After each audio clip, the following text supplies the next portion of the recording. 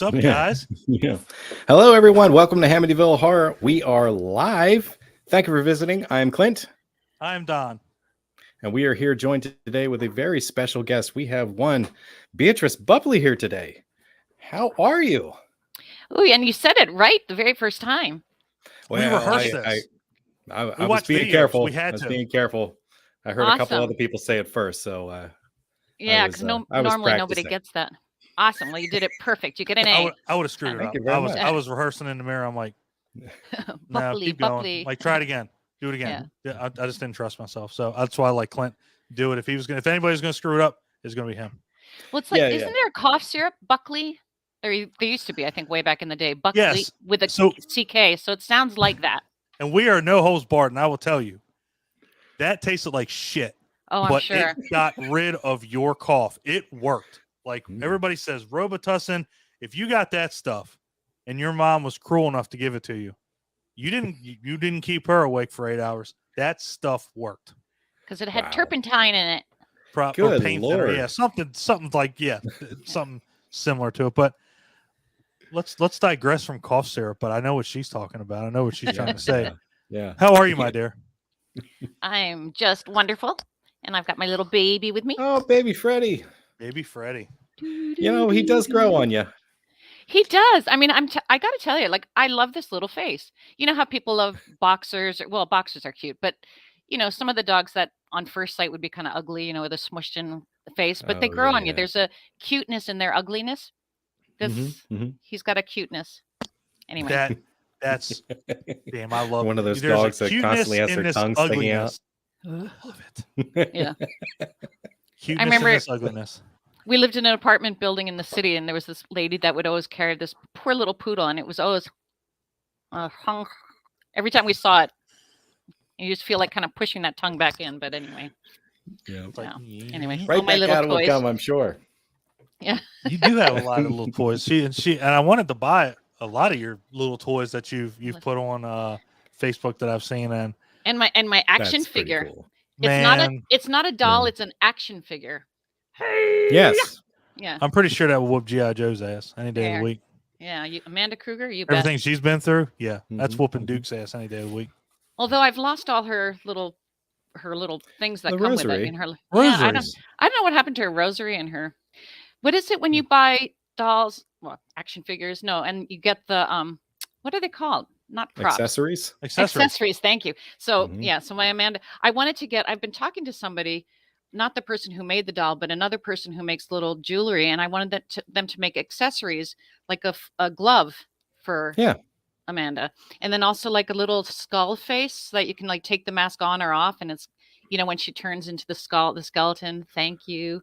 So anyway, so she'll come with accessories one day. Guys, you all got to listen to this. Anybody that does these custom things, please. Absolutely. God, yeah. Come up with, Barbie-sized glove and little mask. I'm sure somebody can do it on our group. So out of our 1,600 members, somebody can do it. There you go. They have to. They have to be able to. We have some talented people. We do. We do got some talented people. But speaking of talented people, that's why you're here. Who? Clint. No. Yeah, that's why. Me. Right. Yeah, no. And I'm here to clap. Yay, Don and Clint.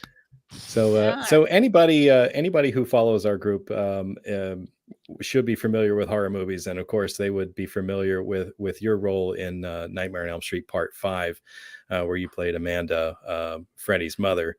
I'm not sure if they actually credit her as Amanda Krueger. Is it Amanda Krueger? Yeah, it is. Okay. They have it as Amanda Krueger. And in fact, there's some strange little, to me, it's kind of an oversight or a blooper because they have her as Amanda Krueger in the when she's getting raped. And the name tag. Her name tag. Yeah. You know, and she would have been Sister Mary, but whatever. So it is what it is. Yeah. Many inconsistencies throughout those films, but yeah. I watched it again last night, and I did notice a couple, but I'll forgive most of them because you know it is it's a good movie. An iconic film franchise, and what it is now is nothing more than famous history. So a part of that, of course, is you, and if we didn't thank you already, thank you so much for hopping on here to talk to us, because this is pretty cool, a little surreal. I've been trying to get her on here forever, and I like I said off mic, I was like, I feel like I got on her nerves so much, but I just wanted to get you on here because you're such a delight to talk to. Like every interview that I've watched, your conversations that you have with the people on Facebook, and just your just overall way that you handle yourself. It's so great to see how you are at conventions, and just thanks. It's I was like, she's perfect. Like she's perfect. Thank you. So, absolutely. And except for today, except for you guys' interview. For you guys, I'll be like, I don't. Yeah.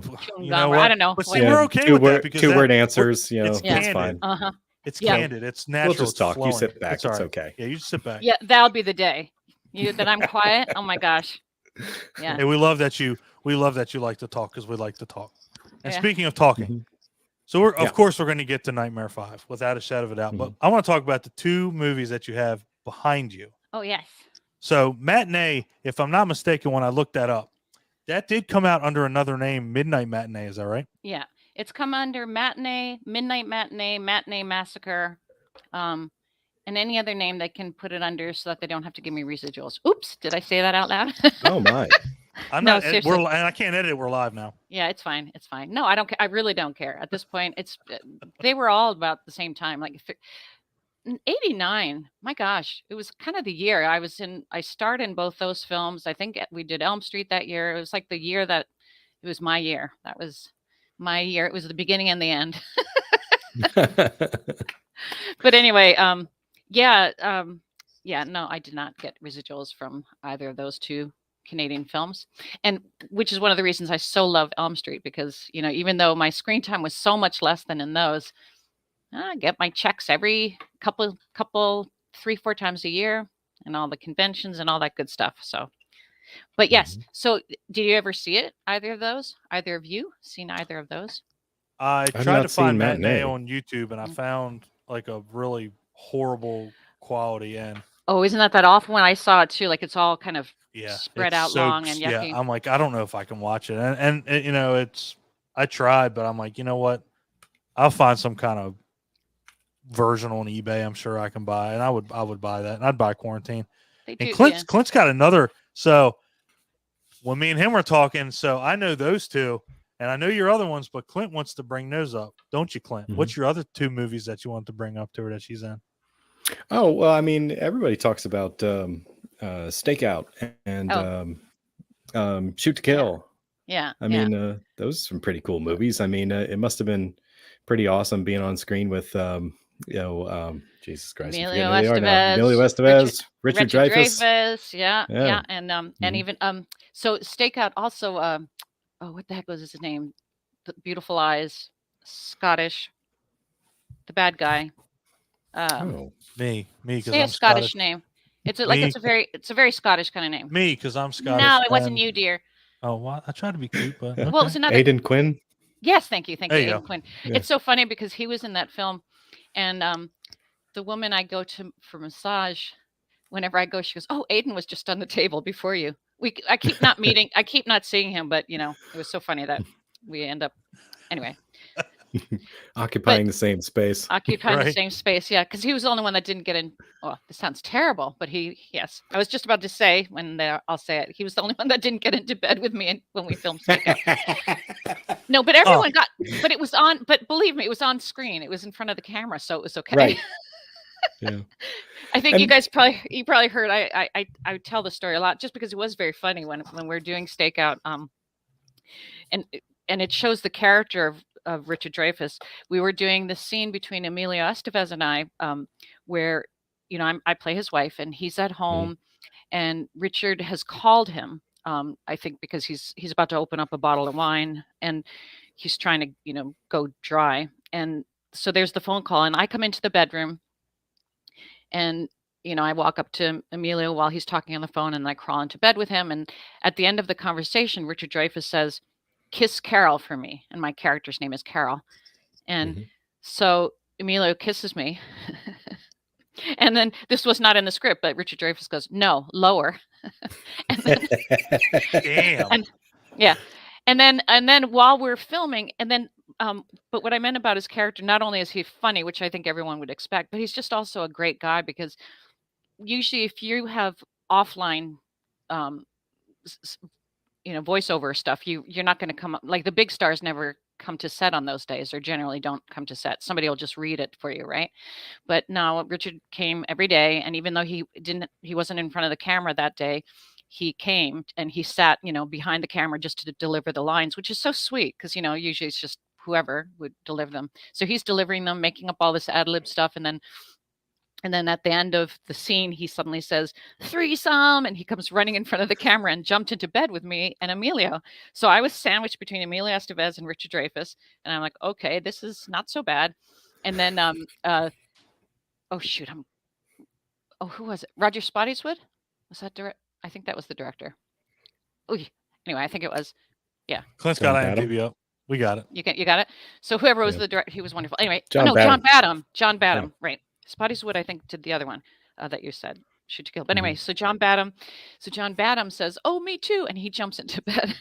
And so if anyone ever hears this interview and happened to work on it and was an editor or something, I don't know where it was on the cutting room floor, of course, but I would love to have those outtakes. Could you imagine? Yes, I'd love to be a Emilio Estevez and Richard Dreyfuss sandwich too. I'm not going to sit here and lie. I mean, right? Me too. I'd backflip Absolutely. right into the bed. Into the bed. Yeah, it was a great threesome. And what's so funny too is that Richard Dreyfuss has like a knack for opening bottles of wine because he does it here and he does it in Jaws. Right. And it's hilarious when he does it because it's like you just watch him, and the whole time he's talking to Lorraine Gary and he's talking to Roy Schreiber, he never takes his eyes off them. I'm like, damn, this dude's professional. Right. Like he knows how to do it. He does. He was really marvelous, wonderful, wonderful guy, and just so personable. And he hung out with me afterwards. And I had a company for actors. It was called ProTrack, Professional Training for Actors, and we do host different workshops. And so I asked him if he would come on to ours, and we were filming in Vancouver. This is back when I lived in Vancouver, and he's like, sure. So he comes, and sits there and talks to the actors, refuses to take any money, and just a wonderful, great guy. And so was Emilio. He was a sweetheart. We went out quite a lot, and in fact, when I went down to LA, when I moved to LA, when I was doing Stakeout, he was filming something he was directing. Emilio was filming. What was he? He directs, mostly he directs his own films. And it might have been, I think his brother might have been in it, Charlie Sheen. Anyway, so he'd invite me on set because I was living there, and I don't know, just a really, really great guy. It's so wild. Like it's just such a small world like that. Yeah, for sure. You would get to run into him again after doing that, and it's like, remember me? Yeah. Probably so. And it's like, that's really wild to be, everybody's like, oh, she's just in Nightmare 5. It's like, guys, look, she's been next to some around pretty damn amazing people. she's been in bed with been around. She's been in bed with Emilio Estevez and Richard Dreyfuss. Like, really? You know us nuns. Yeah. Always the quiet ones. Always the quiet ones. Yeah. I'm trying to think who else I was in bed with. No, anyway. Lord Almighty. So, anyway. So, you played nuns a couple of times. Weren't you cast as a nun in Shoot to Kill? I was an undercover cop dressed as a nun in Shoot to Kill. What else was I nun? I think most of my other nun roles were on stage because I was nuns many times. Nuns are dangerous, man. I don't care what anybody says. They are dangerous. Yeah, yeah. Well, you don't know what they have under their habit, so. No. It's you know what? I can't. I'm not falling for these traps. I'm not going to do it. Clint knows how I am. I can go any direction. I'm not doing it. I'm not going to do it. I thought you meant corny jokes. Like saying some of them have bad habits. Some bad habits, yeah. Shut up, Clint. I'm gonna mute your ass now. No, I did it on Instagram. I put up a little thing with. Do you guys know Father Evil? Oh yeah. Yes. Yeah. So what a fun character. So I just met him at the New Jersey Horror Con, and he's a priest. So I thought, oh, what the heck? So and he asked if we could do photos. So we did some photos together. And then so I put up on Instagram one time a photo because there's one. shot where he's looking down at me. I'm dressed in my Amanda, as the nun, so I'm looking up at him, and it looks like he's telling me a joke. So I put a little thing saying, he says, so the guy that works at the laundromat goes to the nunnery and says, anyone have, it wasn't filthy habits. What was the word? Dirty habits. Yeah. Dirty habits or something like that. And Amanda's like, oh, anyway. That dude's awesome. Hey, we've seen him walk around a couple of times with the cons that we've been to. Isn't that wild? Like, you just create this character, cosplay, and then now he's the thing. It happens. It's nuts. And I think that's what's crazy about you too, is that, like you said, you didn't have a lot of screen time, but you go to conventions and people come to see you. Like, you have a lot of people that come to see you, and it's amazing because, you did have such a small part, but it was what you did on screen that mattered. Like, even watching like the other Nightmares, like Nightmare 3, when Amanda Krueger was in it more, when the doc saw her walking in the cemetery and everything, it's like, but she just didn't have there was just nothing to her. Like, it was just like no personality. You, at least when you were on screen, it was like, that's definitely Freddy's mom, without a doubt. Like, you made the most of your screen time. And again, somebody that's on screen for 20, 30 minutes, it's like sometimes you leave a lasting impact. Oh, thank you. Well, it's more of in terms of Amanda Krueger in number 3, Nan Martin, rest her soul, she, it's just a different take, right? She was more and I'm really glad I didn't know it existed. When I was cast, I had no idea, because at that point I hadn't seen any other film on the Elm Street franchise except the first one. So I didn't know that Amanda had ever been portrayed, and nobody told me. So I thought I was the first one playing her. And I'm glad, because if I had, then, for continuity, just knowing myself, I'd try to match that. And that's just weird. I would have just talked, it wasn't what I felt. And I wasn't even a mother at that time, but I felt for sure that it couldn't be easy for her. Like, no mother loves to kill her own kid, so that was important to me, to portray that it was not a choice she wanted to make, that she loved her kid. So in Nan's character, it was more, you didn't catch that, but that, I wouldn't say there was nothing in her performance. No, I mean, it was just a different it's just a different interpretation. Yeah.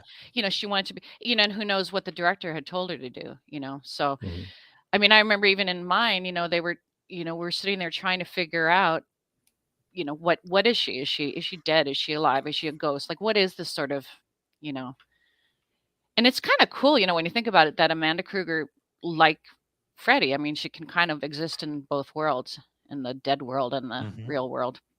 And I think too, with Amanda Krueger, again, regardless of screen time, I mean, there's certain characters where they have a lot of screen time, but they don't really, it's not much pivotal, it's not very pivotal to the story.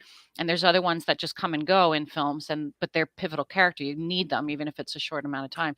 And Amanda Krueger, certainly for that story, was a very necessary component. Like, you can interchange who gets killed, but you can't really, if there's going to be a mother, there's going to be a mother, and and she's very central to the story, in the sense of, at least to the backstory of Freddy Krueger. And I hope my book brings that out even more, because I can't wait. I literally cannot wait to get my hands on that and read that in. Thank you. I hope so. Really, I mean, I've seen from fans' work, like, there's some places, a lot of times foreign countries seem to really get and love Amanda Krueger and number 5, because I've seen a lot of homages to Amanda Krueger from other countries, more so than from the US. But, they really, honor what that character means to the storyline, and there's a wonderful, although this one might've been an American guy, but somebody on YouTube did I think they have a series of what is it? Not an homage. Well, maybe it is. What is that? It's almost like a fan fiction, isn't it? Right. Well, they do a little video to the different characters, kind of, and the one they did for Amanda, I just thought was really beautiful. And she actually is she does show up throughout. If you just saw 5, I mean, she kind of shows up in small little bits, but she kind of shows up throughout that episode through number 5. There's a number of scenes. And Okay. and I and I just love when people capture the spirit of who she is, and that actually is what inspired the book. Was this picture by I'm so bad with names. Stephen P. Hughes. He's the artist, and if you can see her face, here Mm-hmm. she's. I had just Yeah. found that randomly on. That's awesome. That is Yeah, beautiful. isn't it wonderful? And I found it on somewhere on the internet one time when I was just searching Amanda Krueger, and what was captured, and like it's clearly I love it because it's clearly me, Mm-hmm. at least to me, but also, but just her expression is what I portrayed. It was what I felt, and then just the way he did, little baby Freddy, and there's a little bit of red. Yeah, You you can can. see that, right?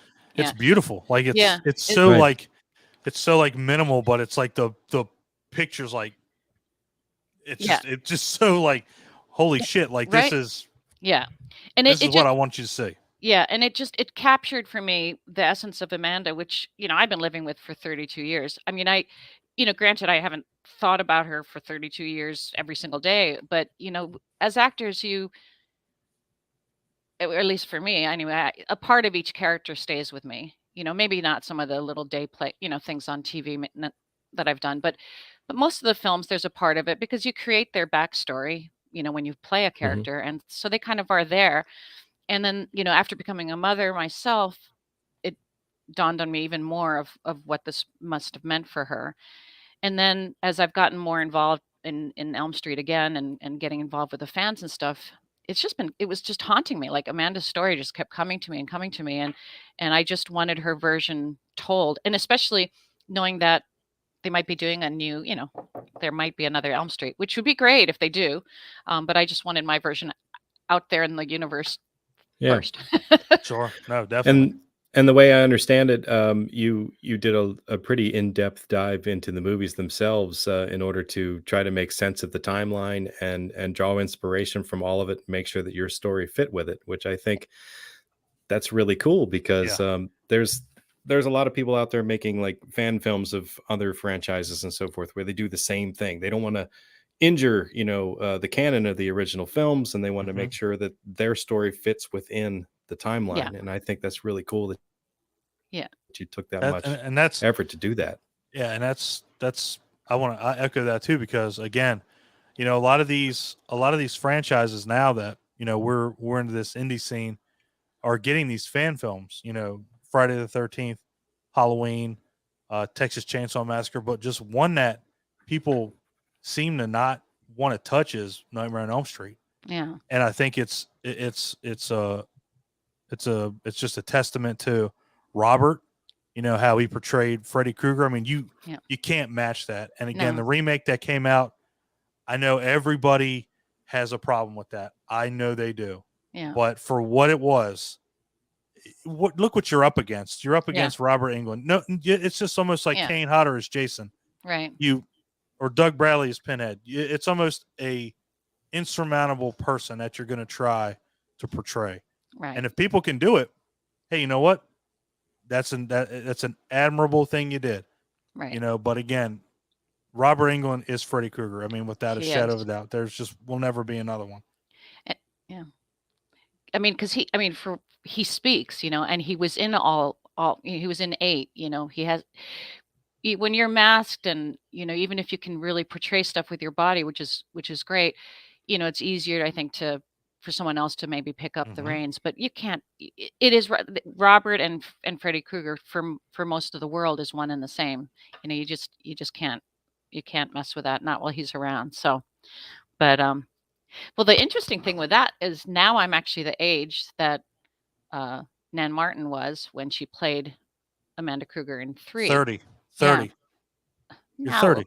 No, I'm not. And I'm not. I don't know what it is. I'm not. I'm 60, folks. I'm a 60-year-old lady. I have no shame in that. I think it's okay. Well, time has not like touched you or anything, because it's like it hasn't caught up to you, because it's like, damn, like 40 max. 40 max. Oh, that's so sweet. Pshaw.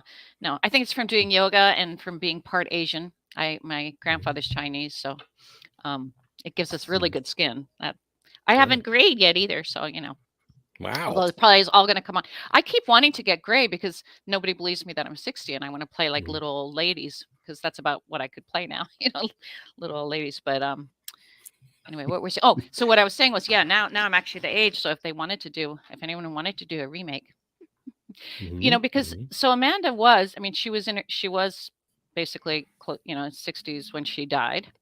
But she wasn't 60, obviously, when she gave birth to Freddy. She was a little older than I was. She technically should have been around 34. And I think I was 27 when we filmed it. But, that's not too bad. That's neither here nor there. So a lot of people that they cast people that are playing 12-year-olds that are 20. It's like, whoa, guys. Yeah. Stop. Yeah. Stop. Well, 21, not 21. Yeah. Jump Street, 21 Jump Street. We were all like, 20s that can play teenagers. So including. I love that time too. Like that's funny. Yeah. Well, just that time, like when 21 Jump Street was out, Nightmare on Elm Street was out. It just had a feeling to it. Like it had a different, when you watch TV today, like you don't, there's just a feeling that comes with watching like these Nightmare on Elm Street movies and watching these old TV shows. It's just nostalgia. Just takes over. Yeah, for sure. That whole time when, before cell phones and, when we'd be running around till the lights went out and, playing pinball machines and, and disco and all that good stuff, seriously. It's yeah. Good stuff without a doubt. Yeah, no, I'm so grateful. I'm so grateful I was born when I was. Like I feel bad for my sons, there's other advantages, but not so much. Yeah, I caught the end of. I was 83, so I caught kind of. You look good for 83, man. You look really good. Well, thank you. But that's why you're wearing the glasses, right? I take them off. I usually try to keep them on, but it's because that's a mystique. Like ever since we've been doing this, I've had my glasses on. They come off every once in a while. So, but yeah, Clint's only 24. 78. So it's like he's older than me. Yeah. There you go. Well, Clint, do people tell you look like people do tell you this, right? That you look like see, I'm 60, so I don't remember anything. You have to guess my name. I've been told so many different who's Wolverine people. Hugh Jackman. Hugh Jackman. Yeah. Are you told that a lot? I was actually really complimented one time. I have a part-time job as a bus driver in Gettysburg. So for some reason we get a lot of Australians, and I heard a husband and a wife remark to each other. I was just in earshot that they thought I looked like Hugh Jackman. I was like, oh my God, I'll take that. Thank you very much. Yeah. RichardDreyfuss. I've gotten RichardDreyfuss when I saw him in Hunt Valley, Maryland this past year. Thought that I looked like Jason Priestley from 90210, and I was like, I don't know about that. But thank you. If you got hit in the face with a 2x4, yeah. Maybe. I got George Thorogood when I used to work at GameStop, and that was before shaved my head and everything like that because I was balding, so I just went to town. So did you say George Thorogood? Yeah. Well, you do drink alone, so all right. Hey, you know what? Oh boy. Well, thank you, Clint. Clint, who's that behind you on the wall? That's from a video game that I like to play. So Alien Isolation. I'm a big fan of the Alien movies. And there is a video game called Alien Isolation, and that is one of the synthetics from the game. So they call it a working Joe, and I don't know. Somebody got me the poster. I love it, so I put it on the wall. Clint is a working Joe. There we go. A working Joe. Yeah. Well, I'm a working Jane, I guess, or whatever. That's right.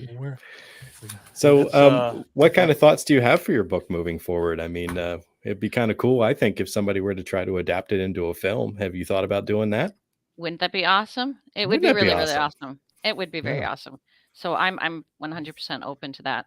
Am I going to push that? I don't know. For me, the most important thing was just getting it out, and my plan is to keep it limited. I did the 100, and then now there's 200. The second 100 say second edition, so at least the first edition people say first edition. However, it has all the same stupid mistakes. Okay. I tell you, no matter what, it's so hard. I read over this thing and reread. I sent it to editors twice, and their whole job is supposed to find any mistakes and, continuity errors. But then I would be sending it to the printer, and then I'd go, oh, well, because certain parts of it are in different files, because there's illustrations. And so somehow old versions would get in, like old pages, and it's a pain. But anyway, I watched the video and I was like, that's man, and whoever sees a pregnant nun, right? Yeah. It's so So how many cool. illustrations are in that book? Weren't you on the fence about turning it into a graphic novel? Yeah, there's over 15. Wow. Look at poor Freddy. That's a good one. I like that. That's awesome. Freddy being oh, and look, wait, I got to show you this one. This one's so it was a combination. My artist, so Stephen P. Hughes did most of them, and he, he's the one that did the cover. But then I also have Joe St. Pierre. Do you guys know him? He works for DC Comics, Marvel. Sounds familiar. Yeah, he has the distinction of penning the most #1 issues featuring Spider-Man and the Spider-Man family. He also did that Venom, and he's a good artist. Yeah. And then so he did a few of these, but here's another sneak preview. Damn. There's Freddy. And that's really awesome. I cannot wait to get this. And then this is probably one of my favorites. That is cool. That is awesome. So that's when Freddy's the moon. That's awesome. Yeah, so he's being driven away as a little kid in the background, but there's the moon, and look at the tree, kind of, reminiscent that's wild, of the man. And, yeah, that's awesome. Yeah. So, yeah, it's. I really hope people love it. It's a. I don't know. It's kind of crazy. Like I'm glad I didn't think so much about it before I did it because I was driven to write it. I wrote it, and then afterwards I'm like, wait a second. Fans are the ones that I did it for, and fans are the ones that are going to buy it. But fans also are the ones that have carried this story with them for so long that, there's always the risk that it's going to be like, I don't know, just contrary to what you guys have envisioned all this time. So it could be a little weird, but I don't think so though, because I really, and that, I think that's the reason I stuck to the films. And I just fill in all the gaps that are already there. Like I'm not putting in anything particularly new, other than just taking it further, giving the explanations, behind things like the Alice Cooper character. I gave a background to why he became that. Like, why the heck was he beating up on this kid, and, why did Amanda become a nun? And, and what was Freddy's relationship to that wife, short-lived as it was, and things like that. So anyway, we'll see what you guys think. See, and that's the other thing that that's why I would love to see a prequel to all this. Right. Because I mean, it's the way that it's all laid out. It's of course nothing's easy, but the story's there. I mean, everything's there to see. And again, everybody's seen, almost every Nightmare on Elm Street opens with some kind of variation of, the Springwood slasher story. He was burned, this, that, and the other. But we never got a prequel to anything other than that. We never got to see anything, that was cut and dry with you, right? With Freddy, the kids that he murdered. Yeah. And it's like it's all right there. Yeah. I mean, number 6, is it in 6? Yeah, 5. So 6, right? That's when Maggie Burroughs, the daughter, Freddy's dead, where she has her, she suddenly is having visions of her past, and that's where she gets to see. She walks in and she sees Freddy kill his mom, her mom in front of him. That's where you get the most of his background story, I think. You get a little bit in 5 where it's explained, or even 3. It's kind of fleshed out a little bit here and there, and you start to find out what his background is.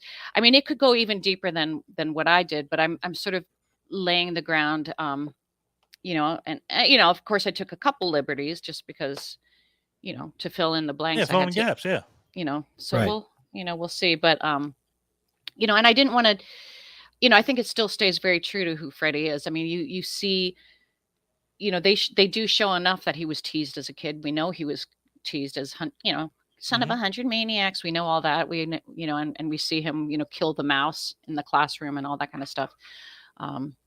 So anyway, I can't wait. Part 6 doesn't exist to a lot of people. Yeah. Well, a lot of people hate 5. People can be so cruel.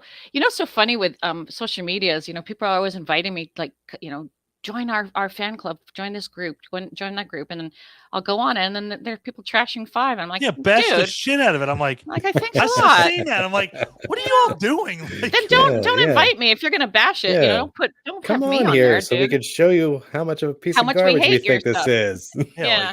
like, God, stop. I mean, I Yeah. go to conventions. I can get away from that. I'm joining a group. Yeah. It's like, geez, like Mhm. that's why I wanted you to come to our group, because I'm like, people love 5. People love it, and it's, you know, honestly, we've just gotten to the point where We've got a good mix. We've got do. fans of just about everything. Yeah, You Yeah. know, and the draw to, I think the real draw to our group is like lower budget films, and we kind of take the line of underappreciated films. Right. So like people aren't afraid to share the things that they love on our group, because they know at least somebody's going to care about it. So Right. yeah, and fans can be really harsh. I mean, Yeah. we've learned that in a lot, you know, especially when it comes to something like a fan film, you know, or Right. or in your case, a backstory, you know, Yeah. like if it disagrees with their idea, you know, at all, I mean, they're just going to jump all over it and act like it's the worst thing they've ever seen. Yeah. So I gotta tell you, I am scared. Like I was saying it the other day. Like I was scared about, like, you know, which is why I said I'm glad I didn't think too far about it, Yeah. you know, when I wrote it, because, you know, now that it's written, I'm sending it out, you know, people are all excited. Then I'm like, oh shit, you know, what if they hate it? Never gonna happen. I don't think so. I don't No. think so, but yeah, you never know. There might be some. Well, what did you like about 5?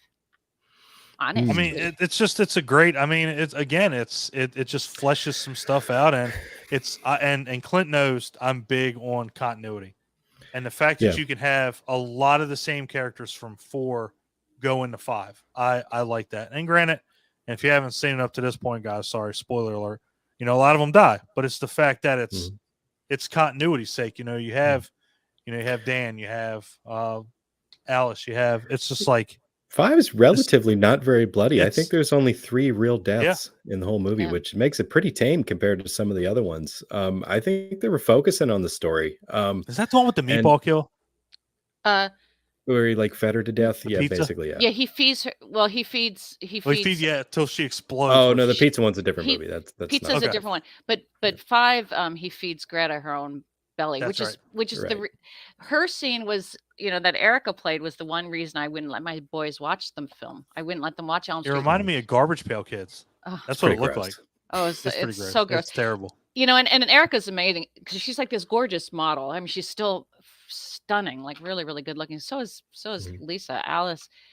I don't know. These people don't age. There's something with Elm Street. We don't age. But anyway, but Greta, you know, so Erica, you know, I've done a lot of shows with her because she's also East Coast, you know, and she's this beautiful lady, and you know, but she was, even then, you know, it's like whatever, you know, she had to wear these grotesque masks, you know, where she's getting bigger and bigger, her cheeks, you know, puffing up with that gross food and everything.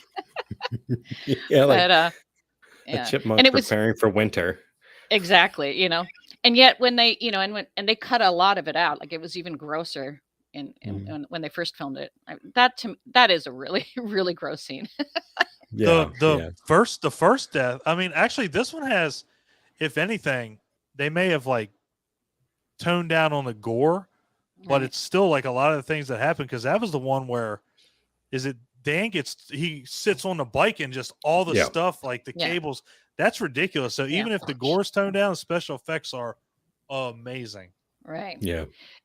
And you guys talking about low budget, and you know, I mean, it was a low budget film of, you know, they put a lot into 4, but they put way less into 5. And then plus just the speed of it. I mean, it was just slam dam, like just they dashed through that film. I've never ever been in a film that filmed so quickly and did post-production so quickly. I mean, they whipped that thing out. The film was out in the same year we filmed it. It was just crazy. Wow. You know, and for that, for the low budget and all, I think they did a great job. I mean, with those effects and stuff. I mean, they, you know, there's a few hokey things like at the very end. At the very end. So when we filmed it, or, you know, the script kept changing day after day, but they were originally at one point supposedly saying that was going to be the last, you know, because at the point Robert was like, I'm done, I don't want to do anymore. And so when I first read the script, Amanda, you know, takes him back in, and then, you know, we go up to the stairs, and I'm going to throw myself into the room of the 100 maniacs, ostensibly to kill myself and Freddy will, destroy us. And that was supposed to be it. And I remember thinking, ooh, I get to, like, I'm the one that kills Freddy Krueger. Like, that would be like, people would hate me, but also it'd be kind of cool, but, then, somewhere in the middle of filming, they're like, yeah, maybe, I don't know if Robert said, oh, maybe I'll do more, or they're just hoping he would do more. But they just said, let's leave another opening. Not that they need to, they can find a way to make him come back, even if we did kill him, but because he dies in every single one. But anyway, but at the end of it, they decide to add the, his hand coming out after I take him back in. And we did film that actually was me.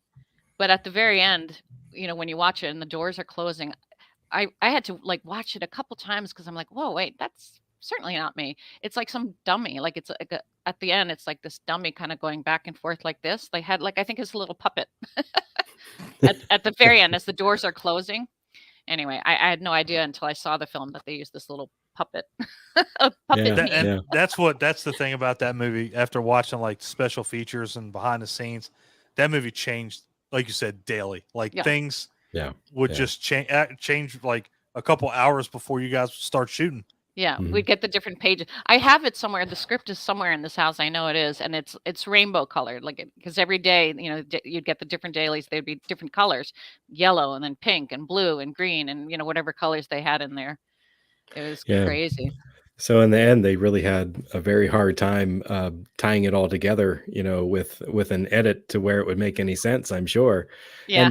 And the whole thing does kind of feel a little bit like a fever dream. I mean, it's all over the place. I mean, every scene is different. Things change multiple times. I mean, like we were talking about Dan there for a minute. He's in the truck. It crashes. He rolls out in the pool again. Then he hops onto a motorcycle. Then he becomes some weird, motorcycle thing, right. and ultimately ends up back in the truck again. So I'm like, I don't even know what's going on right now. Right. Yeah. But at the same time, it was kind of cool, and you asked what we liked about these movies, and it's like, or this particular one, I liked a lot of the scenery. Yeah. Right. And I did find it interesting that every time somebody was ready to drop into a pit, it looked very like pink and cavernous and moist, almost like it was supposed to be like a birth canal type thing, I'm like, we've got a theme going here. Like the birth thing is throughout the entire movie. And I expected to see fire and so forth when those came up. I didn't see any of that. Right. But I really did enjoy your character, and I think the mother aspect did come across, because you would show up and like you would feel like a little bit of kindness at one point directed towards the character who is obviously non-threatening, and then there would be a stern motherly point of the finger and like the indication that you were the only one who could stop him, well, a parent always keeps a child in line, right. So it's like I felt that character, it came through a little bit in the end, so cool. I enjoyed that. Good. Oh, I'm glad you did. And yeah, you're right. The sets were really phenomenal. I thought just walking around them, they were cool. Really, the lighting, the mood, I thought it was amazing. Yeah. It's underrated. I mean, it's underrated for what it is. For a Nightmare on Elm Street movie to be underrated is, it almost seems like it's blasphemy to say that because it's Nightmare on Elm Street. Right. But out of them all, right. Maybe with the exception of Freddy's Dead, because again, I hate that movie. And somehow, despite all that, you made the decision not to do another horror movie. What was that all about? Oh, stupid youth. I don't know. Theater school. What the hell? I'm like, oh, and it was the exact same choice. The part of me that decided not to do more horror films was the same part of me that didn't want to wear something really sexy in quarantine. My director wanted me to be like in this really hot outfit. And that was the one month in my life I probably could have pulled it off. No, I was, back in the day, I could have worn something sexy and not gross people out. But, I was all method actor, and this is this dystopian future, and why on earth, she's trying to save her father. She's not going to be running around in a sexy little outfit. She's going to grab what she can. And I insist on wearing like men's clothing.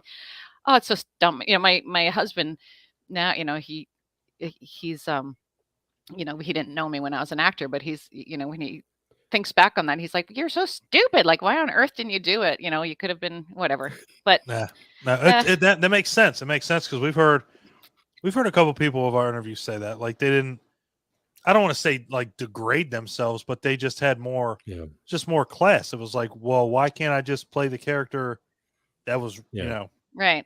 But my way? It didn't go that well though. I think, it was an okay film. But maybe I think back on it, and she, in quarantine, did either of you see it? Be honest. I haven't been able to find it. Not yet. No. Okay. Yeah. So a lot of people haven't seen it, but, so my character, so yeah, let's see. Okay. There, that's me up there. Yep. And I don't know if you can see from there, but anyway, so I have this I'm holding the gun, and I've got this side braid, and it's really this cool design, and the clothes I wear and everything. I swear to God, it's what Katniss in Hunger Games. Hunger Games. It's that look. And this was well before her. So maybe somebody on that film saw this, because I'm telling you, like, it's that look. There's a fun kind of look to quarantine. If you in quarantine, I think it is on YouTube. Normally, I would never tell people to, just, take these films. Yeah. Steal films and not pay for them. But Quarantine and Matinee, go ahead. Because the actors certainly aren't losing anything with you guys watching them. Not a penny. Not one penny. I'm the lead in the dang thing. I don't know what crazy. It was. But it was because it was Canadian. Not because it was. No. I didn't. Canadian. You're done. No. Because it was the Canadian Union. At least with these independent films, and at least back then, I guess, just didn't have the same kind of strength that SAG has, to protect us. So it is what it is. But so look for it. Look for Quarantine.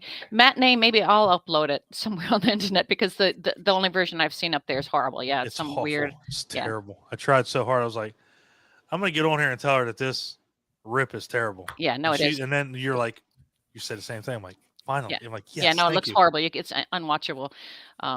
You can get it like for sure on eBay and stuff like that. But I will definitely do it. But they've been released. I remember I was traveling in Japan one time, and I saw, was it Quarantine? It was either Quarantine or Matinee. And anyways, in Japanese it was called Blood Zone. Blood Zone. And I've seen this. I've seen these films like in different countries under different names. So, I'm sure nobody's getting rich off of them for sure, but somebody's getting some kind of money. I'm not even touching that one. Clint knows where I'm going with that one. We had an episode where we talked about Italian zombie flicks, and actually just Italian movies in general. When they get localized, you can't find them because you don't know what the hell they're called. They come over here and it's like they're another name. In Germany, they're another name. In the UK, it's like, I just want to watch the damn movie. Right. I really just want to watch the movie, and you can't find it. You can't find it, but I think that's how they get away to some degree, right? With probably so. Well, you guys, maybe next year or whatever, watch my films and have me back on about next year or whenever. It's only July. Oh, okay. Well, I don't know. Damn, September. No, I'm kidding. No, but you have to watch them though. This is true. We can talk about them, but they're right up your alley if it's low budget films, because they were very very low budget. That's we'll do. And you'll be Beatrice surprised. Episode. You'll find a lot of actors in both of them. You're gonna recognize. Yeah, I'm not. Like I said, I'm not opposed to watching either one. Honestly, I mean, no, I put a star next to Quarantine. I'm definitely gonna look for that one. Yeah, I want to out of them. But make sure you look for the 1989 as opposed to, because there's a Quarantine. There was one that came out in the 80s or something. And then Matinee, it's interesting because it takes place during a horror film festival, and a lot of the actors in that, like the guy who plays my father, is the smoking man from David. Oh God, I'm terrible with names. You guys, come on. What's Scully? What's the Scully and Mulder? Oh, the X-Files. X-Files. So the smoking man. Yeah. Okay. I know you're talking about. Yeah, he plays my dad in this one. That's awesome. And then actually, my boss in Matinee is played by, now he's deceased, but Don. He was also in that same movie you just said, I mean, the TV show. You're talking to a senile lady. X-Files. X-Files. Yeah, Thank you. yeah. So in X-Files, the Major, he was the Don. Wow. Yeah, he's in it. There's a lot of people in it. Canadian films are filled with all kinds of actors, So or faces you recognize, because we do. And the thing with that too is that don't and just correct me if I'm wrong, but some of these people, they have aliases so SAG doesn't get them. Like they want to be in these movies, but if people find out from SAG that they're in them, what I mean seriously. So we've heard this. What happens to people? Do you get dinged? What happens? Your accreditation's gone? Well, no. I mean, at least all I can say is for the films that are filmed in Canada with like all those actors that we were talking about, they were Canadian. I mean, they're American. I'm American. I was born in the U.S., but I was born in the U.S. I can run for president. Anyway. I'd vote. No, anyway. Now you got me off topic. Oh, I was going to say, yeah, no, they usually what would happen is they would work under the Canadian contract under ACTRA. Okay. So they don't get in trouble with SAG. SAG doesn't, and it's easier for SAG because they don't have to take care of any of their residuals or anything. Yeah, but in Vancouver it would be interesting because there are all these great actors, but for all the lead roles they would come from the States. They would bring in, even though we had lots of great actors in Vancouver. A dear friend of mine who always just got like these, tiny little, she'd get to play the waitress or the this or that on the sideline. Her name's Karen Carnival. And she ended up, she's fantastic. Did you guys see the Planet of the Apes, the more recent ones, the 3 with, so she's Maurice, the orangutan. Okay. Yeah. Oh, wow. I have her motion capture photos here of before and after. So she's this tiny woman and she studied the heck out of orangutans and she'd go to the zoo and really got to know them. And, and then they had that famous guy that teaches everyone how to move like a monkey. And she studied with him and she got to, she played Maurice and it was amazing. Awesome. Yeah. It is. And she was just telling me the other day how she didn't get invited. The first premiere, they didn't even invite her. And so she had to, and Maurice is like a big character. Yeah. I mean, well, he's also big. I mean, he's big physically, but he plays it's a big role in the film. But because she was like the Canadian actor, they didn't even invite her. But after the first film, so she invited herself and bought a ticket and went. But after that, they realized how much the fans loved her and how integral the character was. Yeah, no doubt. Yeah, that's definitely a big part. Yeah, Andy Serkis is ridiculous in those movies. I mean, that's Maurice is definitely a big part. So yeah, that's really kind of weird. I actually wanted to audition for it. I actually made my husband make me these out of canes, and little things so I could do the what is it called? Not biped, moped, whatever, that kind of walking. Quadruped. Yep. Thank you. Now I'd be like running around my street, like walking lane, making these crazy noises. But something I can't remember with my schedule, but I never ended up auditioning. But Planet of the Apes was my favorite. I loved Planet of the Apes when I was growing up. Planet of the Apes is amazing. Yeah, absolutely incredible.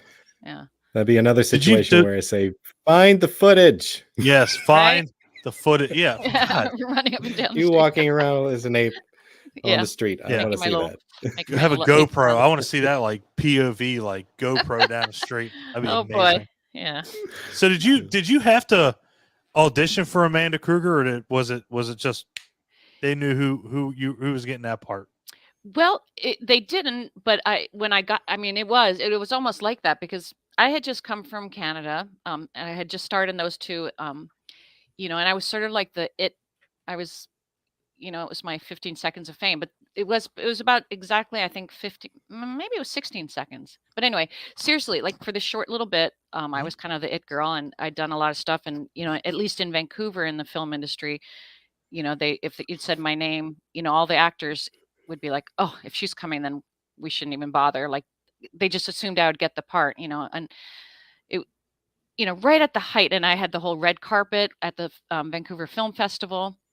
And that was the same film festival that Mystic Pizza just opened, and I remember we're all watching this beautiful girl with long limbs going, God, she's gonna go someplace, of course, Julia Roberts and whatnot. But yeah, no, I was at the height of my career, so my at the time boyfriend couldn't hack it, so he left and moved to LA because he was an actor himself. And then, of course, being a young girl without a lot of great self-esteem yet, I followed him down.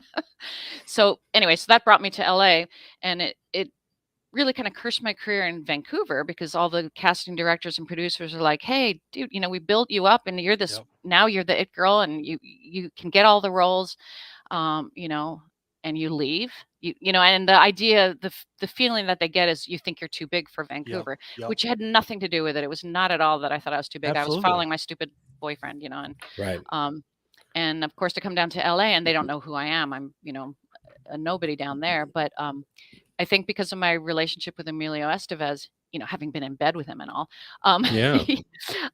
he introduced me to his dad's agent, and she really just represented Martin Sheen, Charlie Sheen, and Renee Estevez. Like, she was more of a manager, but she took me on because we invited her to the premiere of Quarantine. So she took me on, and then the first role she sent me up to audition for was Nightmare on Elm Street. And I remember thinking, I'm not really into horror. But she goes, no, I want you to meet the director. He's, up and coming. He's from Australia. Just go do the audition, meet him. And I went to the audition, and it was the one and only time that I got cast right there in that room. Like, they just gave it to me, and that never happens. Never, but it did. Maybe because they were in such a rush, like, we got to get somebody. Oh my God. Okay. Yeah, she'll do. We're going to throw a nun's habit on her. She'll be okay. But either way, however they came to that decision, the rest is history, or her story. Best decision they could have made.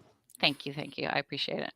I'm so grateful, and my gratitude and appreciation for how iconic it is, and what it means, just grows by every year. I think all the cast members are in the same boat. Like, none of us had a clue at the time how iconic Freddy Krueger and that franchise is. Like, we all. I think you're right on that too. Yeah, I mean, we knew who Freddy Krueger was. It wasn't like some of the other things I auditioned for. Like, sexy boob girls on bicycles getting raped by Satan or something like that.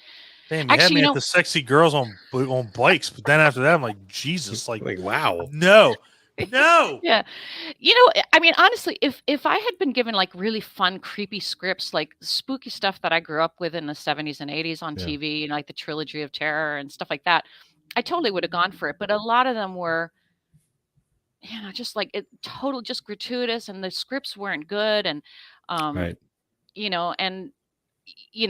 could, again, I was in my 20s, so I could have pulled off that whole, sexy girls on whatever, but it wasn't what I wanted to do, Yeah. I didn't. But we've heard that a couple times from a couple of people. Clint, go ahead. But I was a lot richer now if I did it. Yeah. I was gonna say, right? Yeah. I mean, even a B career, taking all those roles, could have oh, for sure, propelled you to. It don't to pay much. I've done the sexy dude with boobs on bike. It don't pay much. Those boobs on bikes, it don't pay much. Yeah. I only got $15, and that was they just sent me in the back. They actually gave me $25 to get off the bike. Don, it's because you didn't shave your legs. I heard about that. You didn't shave your legs. I wasn't doing that. They couldn't pay me enough to do that. No, too irritating. For the sexy boobs, they wanted the shaven legs. But anyhow, I can handle sports bra. Couldn't do the shaved legs. Not doing that. Quarantine. Right. Speaking of which, here's an incentive for you guys to watch it. There's a scene where you see my boobs back 30 years ago when they stood up on their own. Really nice. But anyway, it's so funny. I think maybe that's why my boys won't watch it. It was the weirdest thing I found. There was a movie once. You guys might know what it was. And it was these guys that their whole career was going through movies and stopping on any time there's like boobs or nudity. Does that ring a bell? Anyway, they made a movie about it, and that's the only thing I remember about it. And I remember thinking, what a ridiculous thing. But it turns out to be true, because I was Googling myself, how you just Google yourself every once in a while. And if I go down like the 5th or 6th page, it starts to get weirder and weirder. And then there was one thing that was like rating B. Bueppe's boobs. I was like, what? Triple B. Yeah, and and then I had to pay to see what they were going to say, so I refused. But anyway, What the hell? I know you have to. Yeah, but there's these sites where they go, and I guess they just go through every film that has any kind of rating, and they just freeze frame on every naked shot, male or Holy female. shit, Clint, we got to find this. Yeah, but you got to pay. How much is it? I have no idea, but Oh, fuck that. anyway, noise. you can just watch Quarantine. I can just watch Quarantine and be like, Yeah. hey, I There you got. go. Do your Those own were rating, like Don. Do your Yeah. own rating. Yeah, I remember gonna- reading, and there was this review. Some guy says, "Well, with a name like B. Buepple, then something like bodacious boob." Like it's Oh shit, Anyway. that's what I put. Damn it, that's what I put for that our. was yours. Yeah, that's what I Excuse put. Bodacious. I didn't even realize that. I was like, oh, Yeah. bodacious. Oh He shit. posted That- that the live event was coming up in the group. I do recall seeing the word bodacious. It was bodacious. Oh my, bodacious Son of a- boobs. Oh wow. Son of a bitch. That's So my I don't fault. think no. boobs was in there. That's on me. That was Ah. I implied. think I had bombastic at first. That sounded a lot better, and then I was like, There "Eh, you the go. bodacious." I was like, eh. Uh, So Maybe that's I have what to it was. ask, just because I'm curious. What he is drinks your his water. favorite horror movie my favorite horror movie ever? ever. Actually, I've been asked by this guy who does this book, Celebrities 10 list. I'm Oh, supposed never to mind. come I up don't with want to. my. I don't want to copy anybody. I'm supposed to give my 10 top horror things. Okay, what's the worst I'm horror movie? still. What's the one you hate the most? There, I'll go that way. Oh, that's cruel. I'm not going to say that one. No, But I would okay. say, but in terms of what I like the most, I mean, things that scared me the most were, definitely when I was a kid. So, Amityville Horror and Oh, shocker. Exorcist and all that kind of stuff, when I was a kid. And that's when I, watched them. But I got to say, like, the ones that I love, I'm loving Korean films. I'm just loving They know them how to Korean do it. characters. They do. They know how to do it. They They do. develop characters. I think it's because of the character Mhm. development. Like you Yeah. like you saw with Squid Games. Like in Squid Games, even if you're not into gore and stuff in that first, episode 1, like how many people die, Mhm. get shot down, but the characters just draw you in, and the storyline, and then that's the kind of film, that's the kind of horror film I would play anything, and if it had good characters, and but anyway, so yeah, no, I love Have that. you seen And this? Have you seen The Sadness? It's on No. Shudder. Watch, watch that one. the It's, sadness. It's called Sadness. It's Okay. Yeah.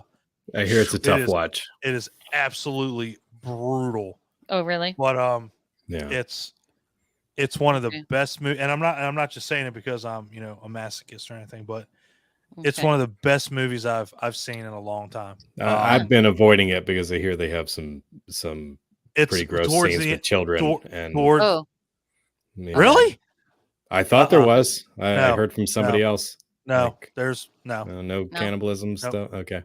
No. Ugh. Where the hell Right. did they get that from? No, there's Uh, nothing like that in there. hearsay, There's- brother. I didn't watch it. There's a couple. There's a scene towards the end that gets a little crazy, but nothing. I don't remember anything with kids, Okay. because Kids even and I would have been piano? like, okay, I'm gonna turn this off. I thought there what about was. snakes? Are there You don't like snakes in it? snakes? You don't like snakes? I'm getting better. It's a phobia. It's No, it's there's no different than snakes in fear. No, Okay. there's no snakes in. Damn.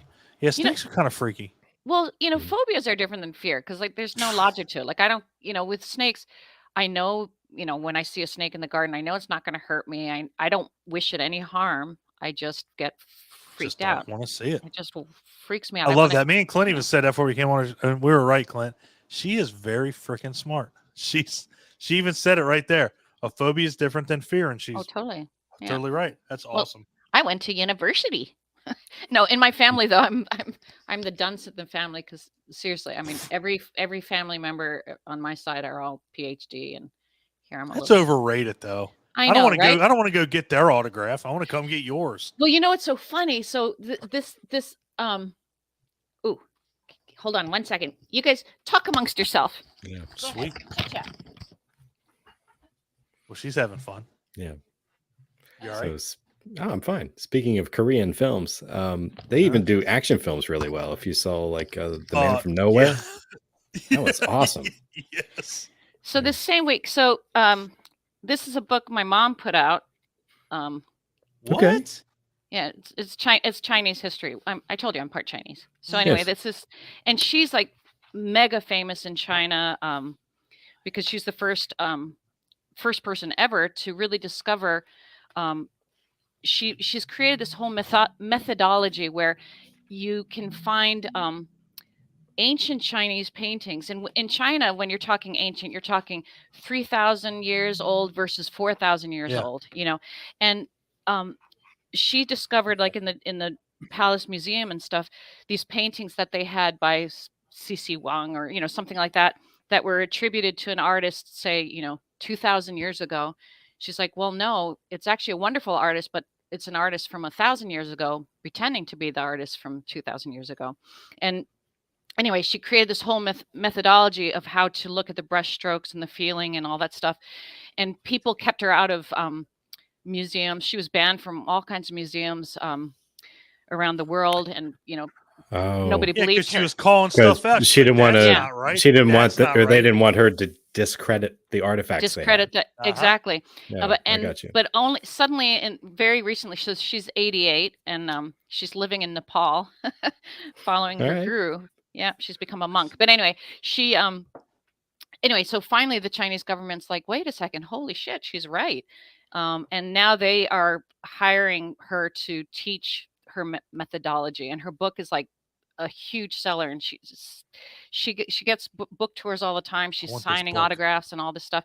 So she has this one, and then my little brother who lives in Bali. No, that's my dad. My stepdad lives in Bali. My brother lives in Singapore. He's teaching at the University of Singapore, and he has a book that just came out literally last week. And then I have my my little book. What is happening? And they to my family, like I'm going to tell you, none of them will read it. I just know my family.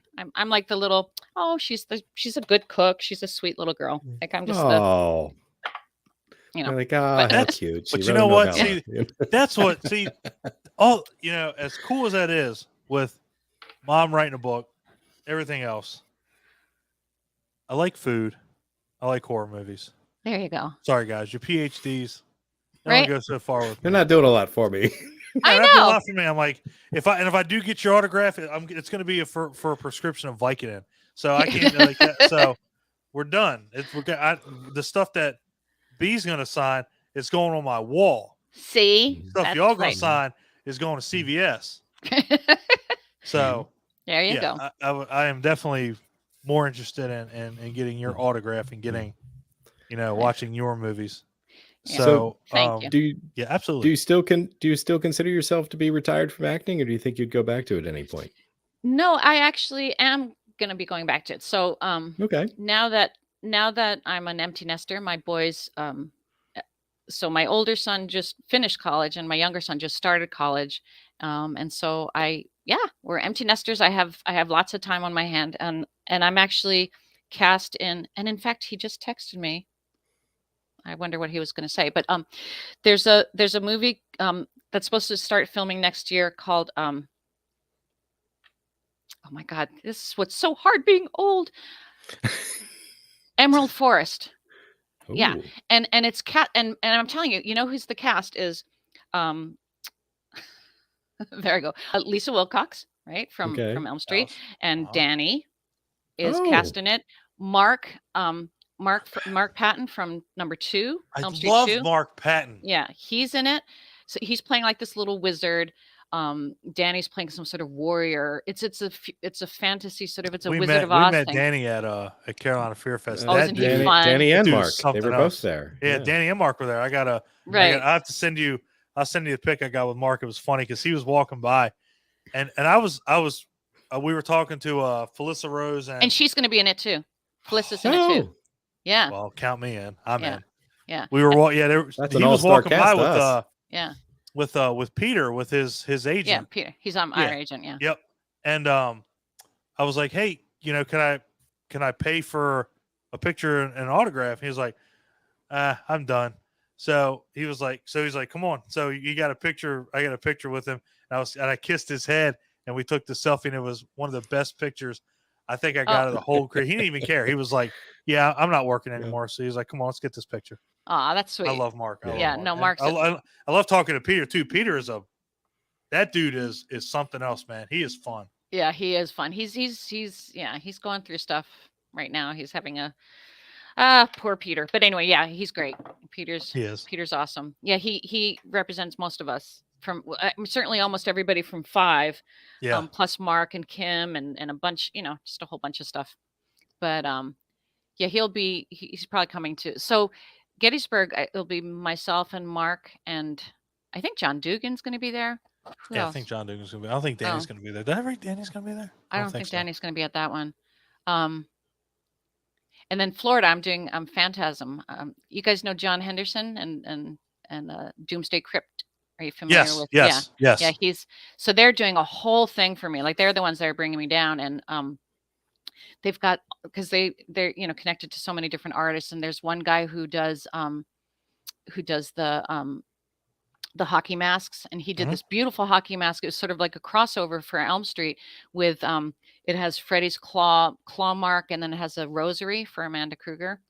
Oh, that's cool. Yeah, he made that for me. He's gonna give that to me. And then there's a guy that does animatronic things, and he's got this animatronic Freddy, and he asked for my photo, and he's with his 3D printer, he's gonna make a animatronic Amanda. And there's just like all kinds of, and there's like a ton of Amanda stuff that people are making down there. So it's going to be this whole Amanda Krueger fest. So I'm very excited for that. Clint, we can drive 13 hours. I'll drive half. You drive half. Yeah, come on down. It's going to be fun. I think we're going to have a good time. When is that one? That's August. Phantasm. It's when I get back. You guys, when I come back from Spain. Oh, well. Yeah, I know we're definitely going to see you in Gettysburg. There's I'd say it's a 95%. There's nothing that's going to keep me from that one. Good. I'm excited about a couple of things going on there, and it's just cool that you're going to be there. So thank It's you in just person for being on the show. Bonus. You are an absolute bonus. Oh, fun. We're an hour and 12 minutes, guys, live. And this is what? Sorry. We keep going. I know. Well, that's the thing. I talk. I just. We love that. We got at least another 2 hours before I got to actually start paying you. So there you go. Into some food. No, you're fine. You're fine. No, we don't want to take up too much of your time. It's just been so great talking to you. Like, you were definitely everything that I thought you were going to be. After talking to you for so long, you've definitely exceeded expectations. You're just a great person. That's the best part about it. You just, your interactions are just great. I mean, seeing you on Instagram, Facebook with the fans, you care what you do and you love what you do. And it's just great. And the fact that we get to talk to you guys, meet you guys, it's an added bonus to us because, we're still new to this game. And the fact that we've talked to a lot of people, it means the world to us. Awesome. So anybody not following you on Instagram should follow you on Instagram. There's a lot of really cool pictures on there. So it's Beatrice _Boepple _Elm Street. So I started following just like yesterday. So and you gotta, if you're following, you gotta look at some of the old stuff. That's what I mean. It's super cool to look at. Did you see any of those silly? Yeah, because I did these silly. Actually, I think Mark Patton was the one that was like, dude, you got to stop, because I was doing too many of these mashup of Freddy and, with these weird little voices and stuff. I did Baby Freddy singing and me singing and stuff. It's that is. I have fun. Clint, if you haven't watched that is freaky and awesome at the same time. I'll go find it. It's nuts. I love the one of little Baby Freddy singing, my butt cheeks. Anyway, but they got. It's awesome. They're just funny things, and then I don't know if it's still on there, but I did a duet with me, Amanda Krueger and Freddie doing the, yes, that's still there. Yeah, from. Do you know a friend of mine? Actually, it was my son's Boy Scout leader. He works for Disney, Broadway Disney, and he told me the funniest story that the actress who plays. I guess it's the monkey at the beginning. Well, who's that monkey? That the with the rattle and everything, the voodoo doll, not the voodoo. It's been so long since I've seen that movie. But you guys know what I mean, like the Rafiki. Rafiki, thank you. So the actress that plays Rafiki, she's from I'm trying to think which African country. Maybe was it Sudan? Was she speaking Sudanese? Anyway, she's speaking, some an African language. And that song. So it was anyway. So whatever language it is that she's singing in, she's singing, and we all think, there's a part where she's talking to the audience and she's going on, and and we all think it's like this mighty song about the jungle or the lions or something like that. And one day, one of the kings from that country came. I wish I could remember what the heck country it was, but anyway, one of the kings was in the audience, and afterwards, my friend Mr. Amendola, he says hello and takes them backstage and stuff. And as he's walking him backstage, the king or prince or whatever said to my friend, he says, why do you put her in such a costume? And he says, what are you talking about? And apparently the whole time she's singing, she's going, if you translate it, she's going, oh, this goddamn thing, it's so itchy. I can't stand it. It's really itchy. The material sucks. But us Americans are thinking, she's like, oh, and we have no clue what she's actually saying. I thought it was so funny when they told us that. It's funny. It's so funny you mention that, because I'm looking at the kanji that's on the back of your wall. Yeah. And what's funny about that is if you don't get that stuff translated right, a lot of people get tattoos of that. Oh, I know. You have got to be careful with that. Oh, for sure. I mean, I speak Japanese because we lived in Japan for 4 years when I was a kid, and Japanese actually was my first written language. And it's so funny the amount of times people have stuff written on them, and you're like, it's upside down, or it's like, oh my gosh. And speaking of Japanese, actually, it's on it's on one of the James Bond films. Is it Goldfinger? Is there a boat scene in Goldfinger? Or there's one in one of the old James Bond movies. There was a scene where like the bad guys, and they're supposed to be Asian. I think they even maybe were supposed to be Japanese. I mean, in Hollywood, it's all interchangeable. You can whatever. Asian is Asian, right? They just put them all together.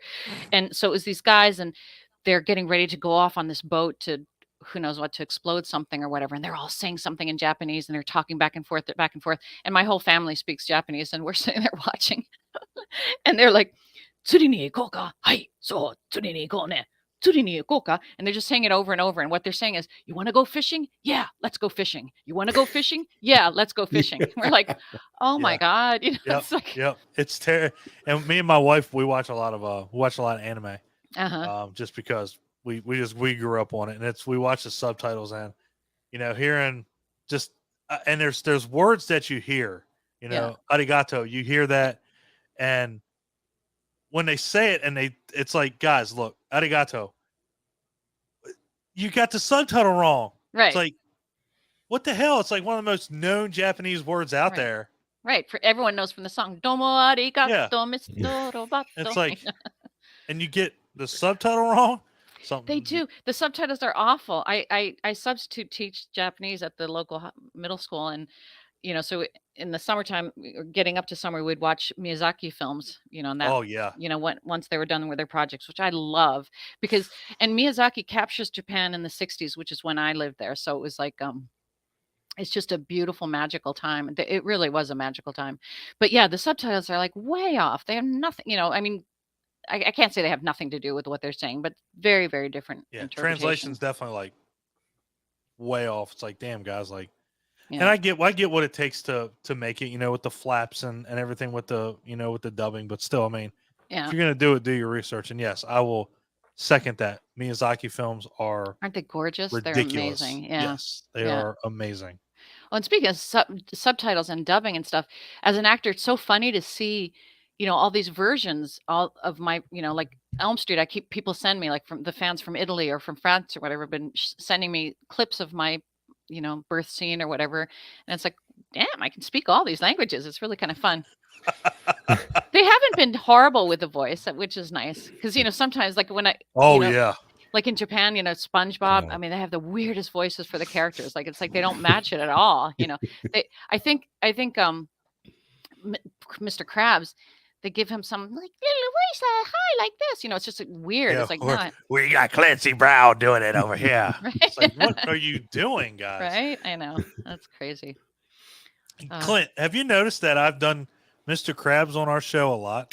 Have you realized that? I'm starting to think you're doing it on purpose, like every time, to see how long it's going to take me to say something about it. Like Clancy Brown, like every time we have it, we talked about Pet Sematary 2, I did it.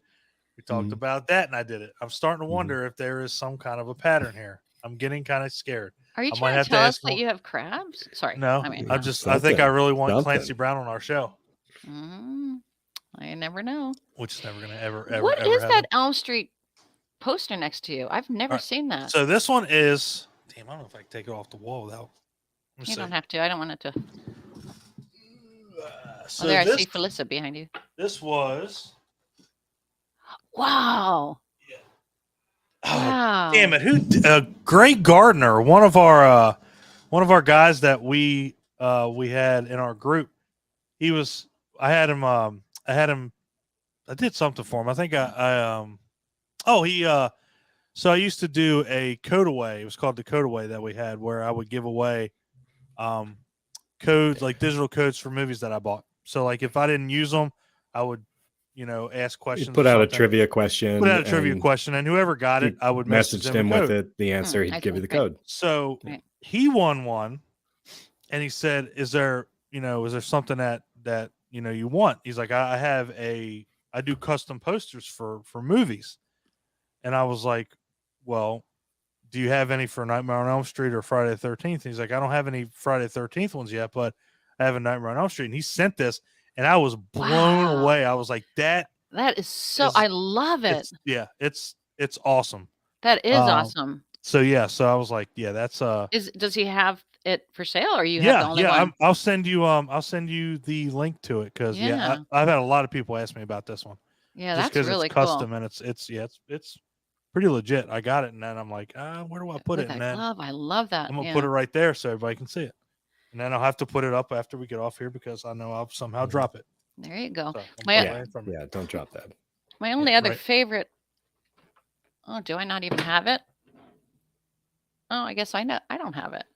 But have you seen the one with it's a fan made one, and it's Amanda. That's why I love it. It's me. It's Amanda Krueger as all skeleton coming out of the church doors. I'm about to look it up. Oh, it's amazing. I have it right up there. Do you want me to? You want to No. pause it? You don't want me to run away? Did you say no? No. If she runs away again, she might not come back. Yeah, I'm just gonna go get a snack. Okay. No, you're not. You're telling me no. I can't run away. I want you to go run away. I want to see that. Oh, you do want me to run away? Yes. Okay, I'll run away. Okay, here I go. Me, on the other hand, I have this one of a kind, custom cardboard cutout. Cardboard. That made purely from recycled cardboard. It is corrugated, in case you were wondering. Congratulations. Yes. Were you talking about me behind my back? No, he's talking about his amazing cardboard that he has about my custom piece of cardboard behind me made to I know. I was like, this window. If you would have did what you said earlier, it would have been custom. If you would have put the eyes, the XE eyes, and the smiley face, it would have been. Yeah, I should have. Or you could have got to put something on it. I mean, you really wrote Nightmare on Elm Street back there. Holy shit! What? That is really cool. That is stupid cool. And look, see, right? All the is that doves coming out too? Yeah, the doves. That is so you can awesome. see the doves flying away, and her oops, wait. Oh, right I can see it. Yeah. Damn it. That looks and great. You see him That's amazing. Is that so? Was that like a one-of-a-kind deal? I sell it. I sell it at shows. I can bring you it to the Gettysburg. And I looked up it took me a long time to find the artist. That's the one thing I hate out of anything. If you find an awesome fan art, it's so hard to track these people down. I know. But I wrote to the guy, which the name is on the computer, so I can't find it. But anyway, and he was like, "Oh, fine, go ahead, use it." So I just love it, of course, because it's me. I'm gonna buy that Yeah. at the show without a doubt. I mean, Yeah. she's so cool. I mean, and Amanda as a skeleton. I mean, skeletons are just cool anyway. It's so Right. cool that I get to be a skeleton. Yeah, I agree. it looks really good. He should send you It looks business amazing. cards, and you can pass Yeah. them out when you I sell think them. he did. I think I asked for it anyway. And then Okay. another guy gave me. What the hell? See, PhDs don't get this shit, guys. So- Right? I know. They don't get light up pictures or fan art. That's you know what? Again, I you know. you can have your fancy ass certificate on your Right. wall, your degree. Right. Man, I'm much rather have a Nightmare on Elm Street poster. Thank you. See? But yeah, they, anyway. It's just I grew up with, the family just, they pat me on the head because, when the family's together, the grown-ups, including my dumb little brother who's 9 years younger than me, they all go and discuss important grown-up-y things, and I cook. Oh. I feel like if you've ever seen Step Brothers, I feel like that's how that is. Like you got the guy that's the asshole lawyer or whatever the Catalina fucking wine mixer. You got that guy that sells helicopters. You got this other guy that's amazing, and then there's like the two guys that are dicks that don't do anything. It's like, but I want to be those guys. I don't care about selling helicopters Right. or having a boat. I want to Right. be the assholes that don't get recognition because they're cool people. Yeah. So Not to say your family's not cool. It's just yeah, they're cool in their different way, and Yeah. and they're not assholes. They're just, but PhD is kind of, and especially it's all like art history and well, my brother he teaches Chinese medicine, the history of Chinese religion and medicine. I mean, it's okay. kinda Now cool stuff. that's cool. Now that's cool. PhD. It's cool, and he's a cool dude. I mean, he is a cool dude, but and he did actually ask me. He said, "Will you send me a copy of your little book?" No, I don't think he said little. I think I just added that. Well, you got one But, supportive of you. That's good. yeah, Yeah. but the rest, it's whatever. Mm. It's fine. It's So fine. how many copies did you said 90, 99? No, 90, 90. 91. That's 91. That's it. So there are 9 left. One though is like crap. I for whatever reason the last page was stuck together. Hmm. The page that had me on it, there's a picture of me at the end. But anyway, but on one book it was all Not doing it. that's kind of gross. Not doing. Yeah. Mhm. Damn it! See, she said it. No. I'm like, no, I didn't say it. Ew, Nobody that's- said. but Nobody it was. said anything. It was like stuck together. Yeah. Gross. I didn't think that. I think, I thought they sealed it when it was still hot off the press. Okay, that's really gross now that you said that. I didn't. Because it was I weird. didn't even When I say pulled it out of the thing, when I pulled it out of the thing. See? Jesus It's Christ, already we're stuck. done. We're done. This is too late. It's gone. Now she's all of a sudden just going to disappear. She's going to run away again. Yeah. It's like I didn't. But the book was hard. Like it was all the rest are like this, all soft. And then this one copy. Okay. Yeah. Ooh. Okay. I don't know. All right. Anyone want to buy that one? Yeah, Sure. I have 3 copies. I have the one I bought, Right. the one that the got weird- fucked up, Right. and then the one that's got some unknown substance on it. Fine, I don't care. You get the unknown substance one, and you I get mean, the other. That Dawn. was the one that's going on eBay. Yeah. What did I say in the one to Dawn? Let's see. What are you gonna get? Oh, Anyway. it's a lottery. I don't even know what I'm gonna get. I'm like, can I give you this one back and take the cool one? Yeah, to Dawn. I won't tell you what I said.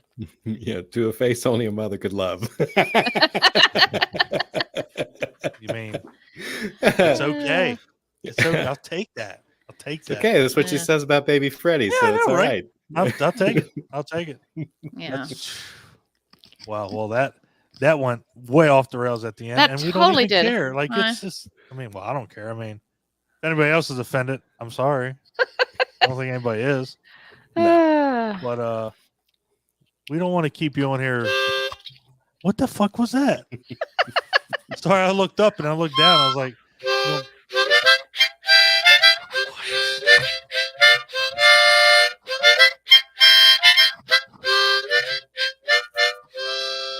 Anyway, I'm jealous. was that a good Yeah. segue? I am too. Now the PhD thing went out the window because I'm like, she just rocked out the harmonica. Like, Yeah.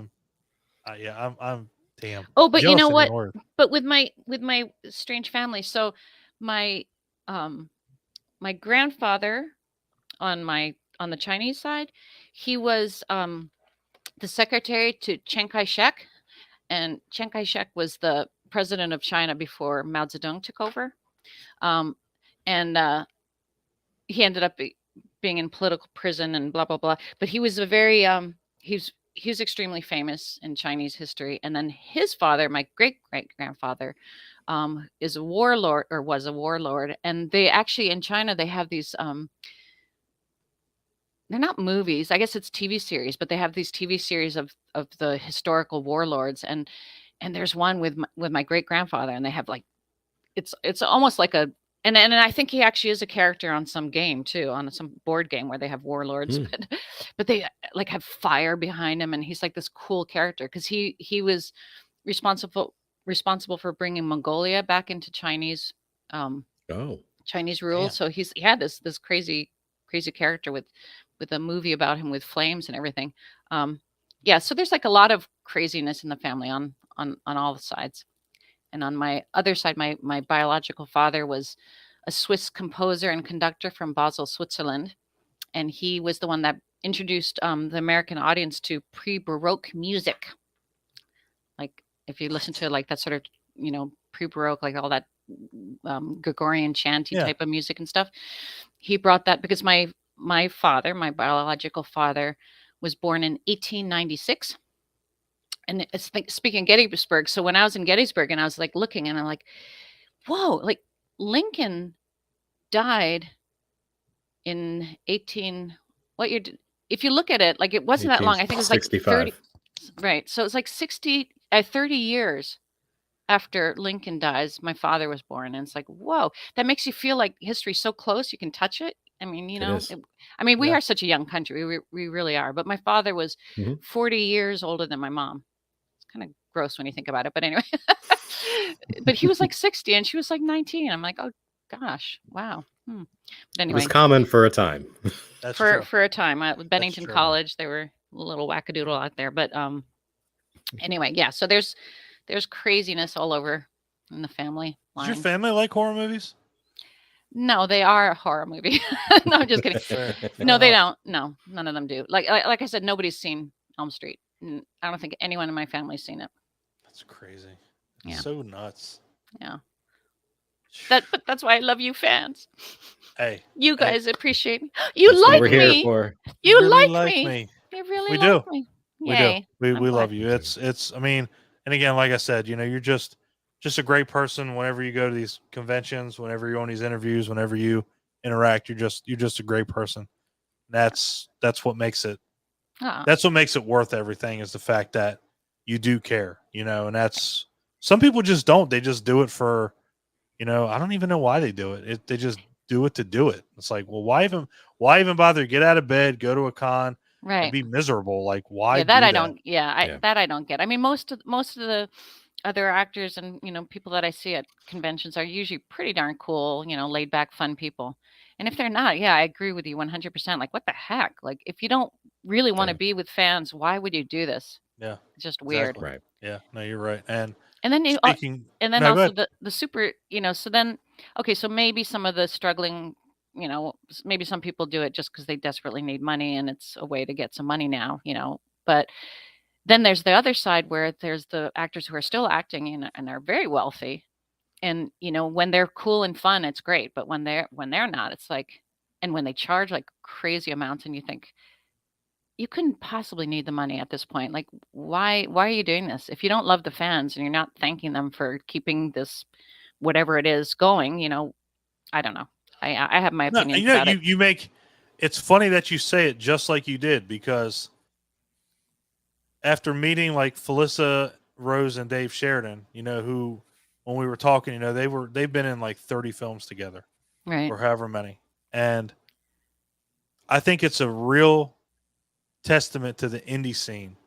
Like, if you want to keep acting, right, you may not have the opportunities that you did, for New Line Cinema or something like that. But these people that are making these movies on the most minuscule budget that they possibly can, I know damn well you go knock on their door, I know you can get a role. right.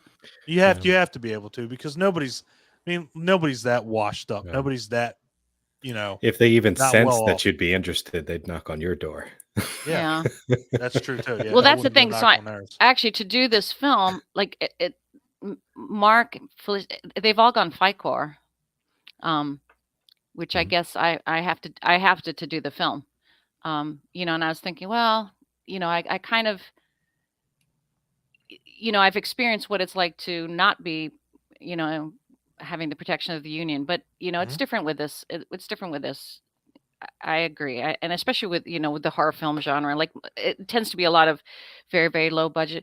Although, I mean, SAG insists that they will work with any low budget, like they, even if you have the lowest of low budgets, like $5,000 or something. I mean, I think they have some sort of caveat for really low budget films, but yeah, no, at this point in my career, yeah, I'm kind of on the fence, but I did agree that I would drop SAG to do it, so I guess I have to do that. No, and again, that's like, that's no disrespect to anybody that does that at all. I mean, again, and especially with what we've seen with this indie scene, Yeah, it's pretty ridiculous. I mean, and Clint, I say it every time, because Clint says it on a daily basis. The horror genre, especially the indie horror genre, is so diverse, right. and you can break it up into so many categories. Horror comedy, horror, horror romance, horror action, horror sci-fi. It's just so deep that, and again, there's no other. If you really think about it and put it in perspective, there's no other genre that does this. You don't have a romantic sci-fi. Like that just doesn't happen. And if it does, it's a rarity. Right. But horror just has such deep roots that you can do anything with it. Although romantic sci-fi, as soon as you said that, the first thing that popped to my mind was what was that with the blue people? Fifth Element. What's that? Fifth Element. No. They're all blue and in the beautiful Avatar. forest. Avatar. Thank you.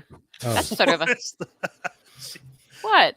They're in a It's forest. just I'm like, they're in a forest. I'm like, blue people in a forest. I'm like, yeah, that's not very many movies now to think about it. That's a romantic sci-fi, no? Heck, yeah, I guess, yeah, I would think of it as. Right. Yeah, What else I would you guess so. call it? Yeah. But anyway, Yeah. but yeah, you're right. They're not many. No, it's for sure. and that's what's so cool about horror just in general is that you have that, like, the diversity is just there. You can pretty much you could write anything into a horror movie. Right. So that's what I love my about it.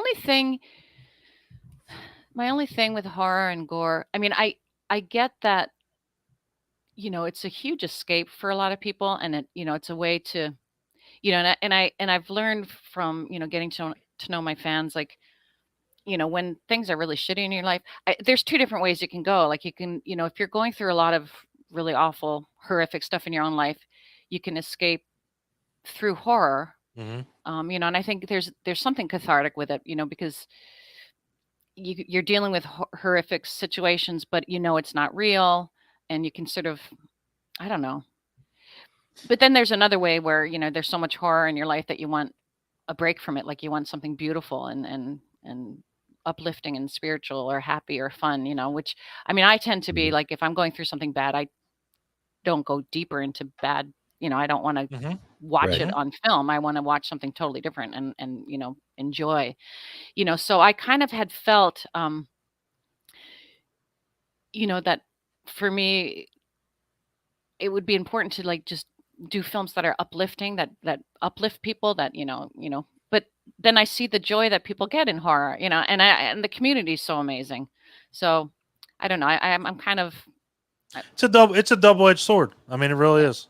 If you think about and it. especially, and especially in terms of the violence, like, there's so freaking much violence in our world right now, and with the gun crap going on, like this shooting and shooting and shooting and shooting, and it's, it's always white males, killing masses of people, and it's like, come on, country, like, what is going on? I don't want to be contributing to that in any way, but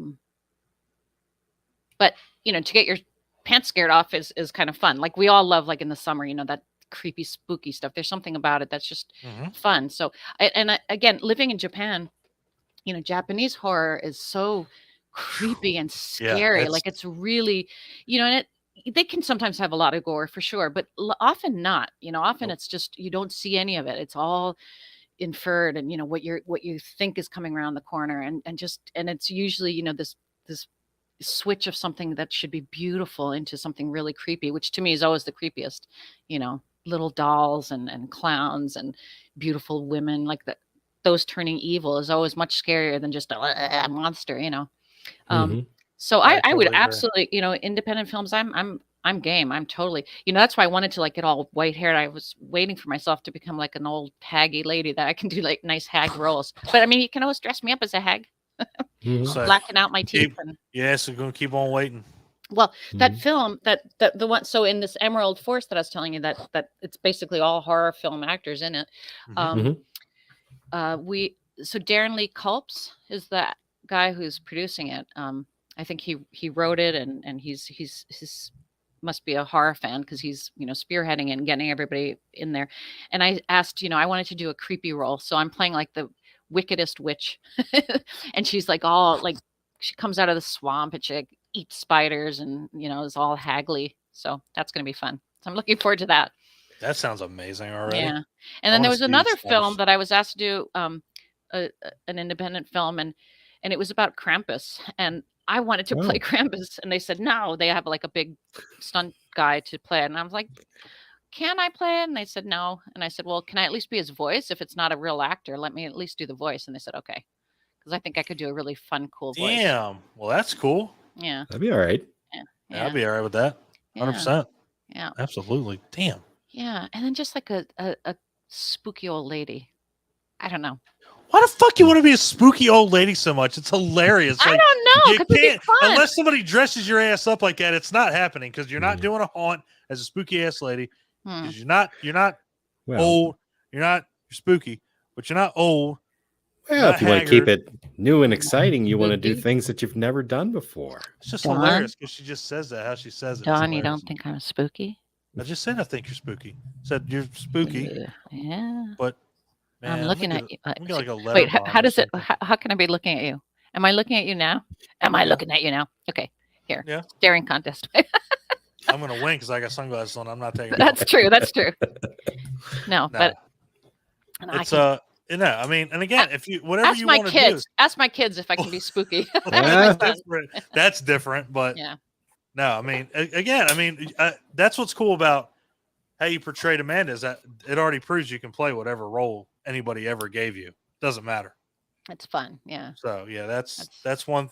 I will say if there's anything about horror, 95% of the movies are fun. I mean, Yeah. that's regardless of what is going on in the world. It's still, like you said, it's an escape.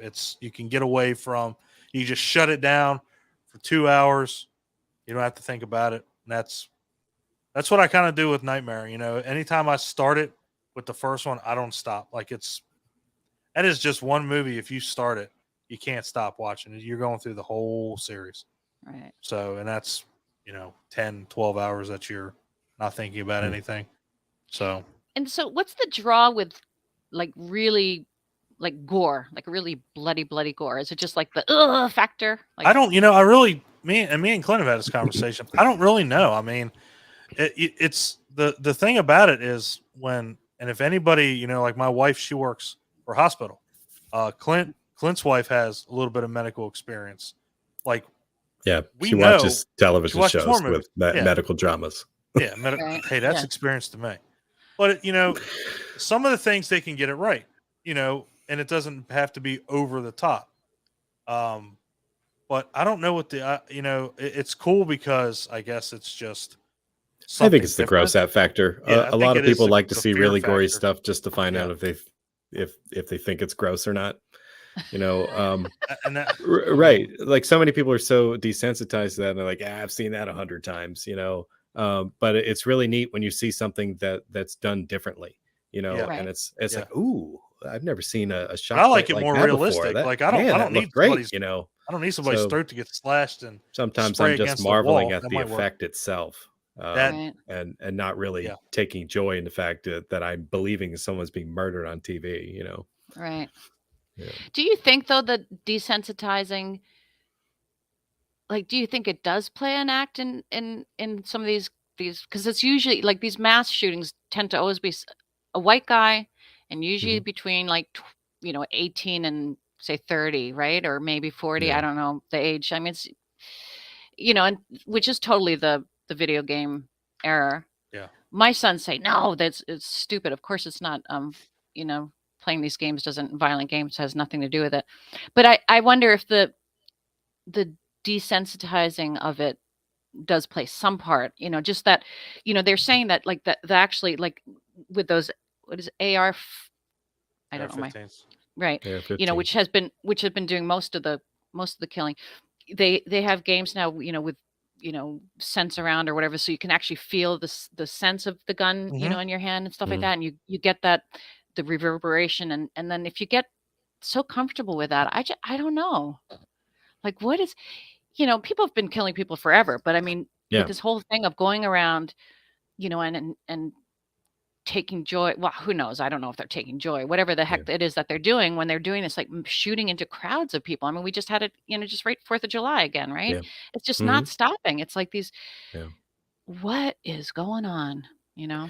I think the variables are, I think there's just too many of them that, like you start to talk about mental status. You start to talk about, stuff like that. I mean, and you actually said it best. I mean, we're a violent killing people. We've done it for years, forever. Yeah. Yeah. And I don't, I mean, the biggest thing is that, taking a gun in a game and taking a gun in real life they're two totally different things. Now the the desensitized aspect of it is, maybe when you're doing these in a game, maybe it's just like, well, and some people, it's just one of those things. Like if you're playing a game, you have to understand you're playing a game. Right. Some people can grasp that. Now the people that may have the problems, those are the people you got to worry about. Like, well, maybe this is okay in real life. Maybe we can do this. I mean, it's just so, there's just so many different ways that people think. Yeah. And I think it's the semi-automatics that are changing the game, because, as we've said, we've been violent since the beginning. In the Roman times, we'd all eat sandwiches and watch the gladiators kill each other. And, I mean, we've been mass watching, and in England, they would have all the, oh, let's go to the hanging. What kind of sandwich are you bringing, dear? And we would like sit there and eat while we're watching people being hung and stuff. But so clearly, that's been around. It's not like we've suddenly turned violent, but even like hangings, like maybe a mass hanging would be like, the witches, maybe they hung, burned like 6 people at once. But it was, generally like when you kill people up until now, it was like 1 or 2 people, or you kill your enemy or you kill something. But when you have like a machine gun, you can mow down like numerous people. I mean, that's kind of what's changed. I mean, even in the old days, the whole idea of carrying guns, the right to carry arms. I mean, that was written at a time when what the arms we had could only shoot one person at a time, and then you have to reload and everything. And by that time, the rest of the crowd could run away. So, it's having this ability to just like mow down so quickly before you really, whatever weird state you're in. And you're right. I mean, mental health has a lot to do with it, and our country is not addressing the mental health. There's definitely an attraction to that type of weapon. I mean, they go for it every time. I mean, I can't really speak to it very much, but we're talking about, an age group of people that is very awkward and a lot of times is angsty and broody, and they're just trying to figure out who they are, and they can't really relate to other people, especially if they're not good at talking to other people, and they immerse themselves in a video game culture, and an online world, and I think that's all they're really experiencing is they're not really out living and talking to people and hanging out. If they were, they probably wouldn't have these feelings. They'd have friends and they'd be doing stuff, but something went wrong. Yeah. And then I guess there's also the allure of somehow doing something so crazy, and violent that you make a name for yourself. People remember you for that. Right. There's somehow an attraction to that. That's true. Like I hadn't really thought of that, but it is this culture where, since reality TV started, like when did those reality TV shows start? Like the mid, nine I'd say probably mid 90s, 90s. Yeah. right? Yeah. And where people become celebrities from just being on TV. Like they're not actors, they don't do anything. They just are celebrities from being on there. And I guess there is that sort of attraction, sort of a romance, I guess, this idea that Yeah. people recognize you for whatever. What does Don keep disappearing? I What don't- is that little? I Is don't that a know. witch? What is that thing? What is his little character there? That's Vampire I Hunter forget. Dave. Oh, Oh, okay. Sorry. But She says, I yeah. don't want to take a shot on camera, if you must know. Oh, wow. Wait, Trying to be respectful. what were you doing? Taking a shot. Oh, a shot. What? Of Speaking of alcohol. shoots. Oh my. Oh, Oh, trying to be respectful. oh my. be discreet about it. Be discreet. Yeah, and I've turned my camera off. Like, might as well just get up and walk away. There you Mhm. go. There you go. No, But, I mean, yeah, and here's yeah. another thing. So here's what's really wild is, and this kind of like joins the conversations together. If you look at almost every major killer in horror movies, how many of them use guns? Right. True. Yeah. No. Almost damn near zero. They're usually Right. hands-on. They're pretty passionate about what they're doing. Right. Yeah. Yeah. Yeah. Or if you're John Wick, you use a pencil. That's right. That is true. That is Yeah. true. But that's another thing. It's like, Yeah. No. you know, they're horror movies. You don't see. I mean, usually the hero of the movie has a gun of some kind, but the Right. killers don't. No, you're right. That's Mhm. true. That's a good point. Good point there. Yeah. So Yeah. it's just one of those things. I mean, and Clint brings up a good point, that attraction. You know, nobody wants to get a 44 Magnum because nobody can shoot the damn thing. Right. You know, but again, when you can go into a whole widespread, you know, Mhm. event, doesn't take a lot of aiming. Yeah. Yeah. It should. No, they should just have a sword. People should have the right to I'm down. bear You know, a I'm sword. down for that. I'm Yeah, so down for because that. again, first of all, you have to have skill, and Bingo. it's kind of, and people have a chance to run away. You can only, I guess you could, if everyone was asleep or something, or if you went into a meditation hall, and I guess in one fell swoop you could Right. decapitate everybody. But no, generally, Yeah. yeah, you could. Okay, this is a totally weird thing, but if you guys look, do you have the same screen as I do with your Yeah. background and everything? Huh? So next to Don, I guess that's your shadow, Don, and then it kind of melds over onto that. Is that Freddy's shoulder? I don't know if you see what I'm seeing. Oh yeah, I do. Yeah. Yeah, isn't yeah. it weird? Like, oh no, you got to move your head back. I gotta Move your head back. Wait, no, the other way. Get it back. Come forward a little more. Anyway, I know there. what you. I See, see you know what what I'm you're talking saying. about? Yeah. Yeah. Uh huh. Yeah, it's forming this whole little. That's bizarre. She sees shit that I'm just like, oh, damn. Oh, well, the back of your chair has a weird little face on it. But anyway, we won't go there. Okay, so. No, I mean, good conversation without a doubt, and Mhm. and yeah, I think and I would never blame anything for, making somebody kill somebody, because No, that's yeah. just not Yeah. just not, it's not plausible in No, any I way, guess shape, only- or form. only they really know why they did it. Yeah, But For but sure. yeah, Yeah. I mean Like yeah. no, yeah, go ahead. One thing of its own, like video games alone certainly wouldn't do it. The availability of, it's not as gun owners say, it's not the gun. Of course, it's not the gun itself, but there is something to be said for, I don't know what are common citizens running around with war weapons. That's a little different than to. A lot of people have said that. I mean, a lot of people bring that up, and I mean, to me, it was designed for a certain purpose. It was designed to kill a ton of people, right? Enemies, trying to get as many enemies as you can. And if you're not in a war zone, but I guess in their world they are, right? In their yeah. Well, I mean, the biggest thing too is that Right. radicals get it in their head. The Second Amendment, it just feels like has Yeah. been crossed out, rewritten, because they talk about, the reason why we're allowed to carry arms. It's not just, it's to battle a tyrannical government. That's the biggest thing that people will throw out there, and they forget that. That's why people have Fear- the AR, but they forget Fear has the a lot to fact do with of- how many yeah, get purchased. exactly. Yeah.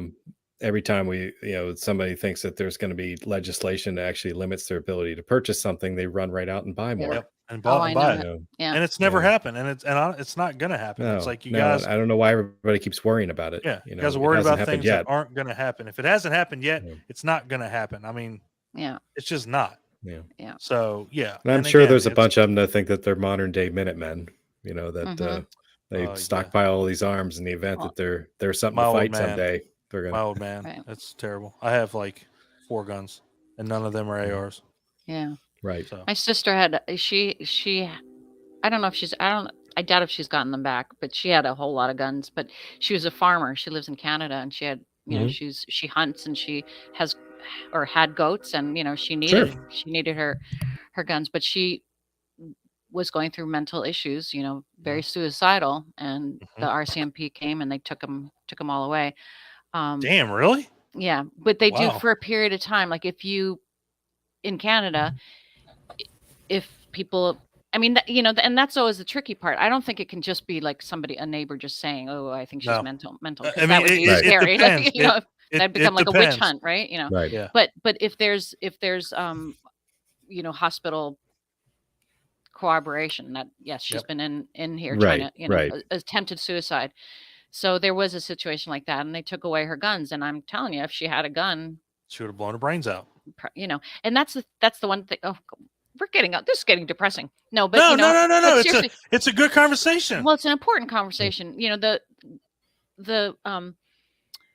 other thing that's different with a gun is in suicides, it's a pretty high amount of suicides fail. Like a vast amount of suicide attempts fail.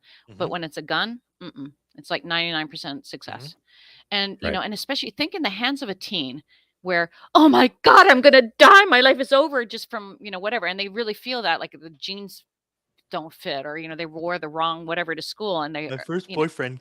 My first boyfriend dumped me, and their hormones are raging, and everything is pretty radical for them at that time.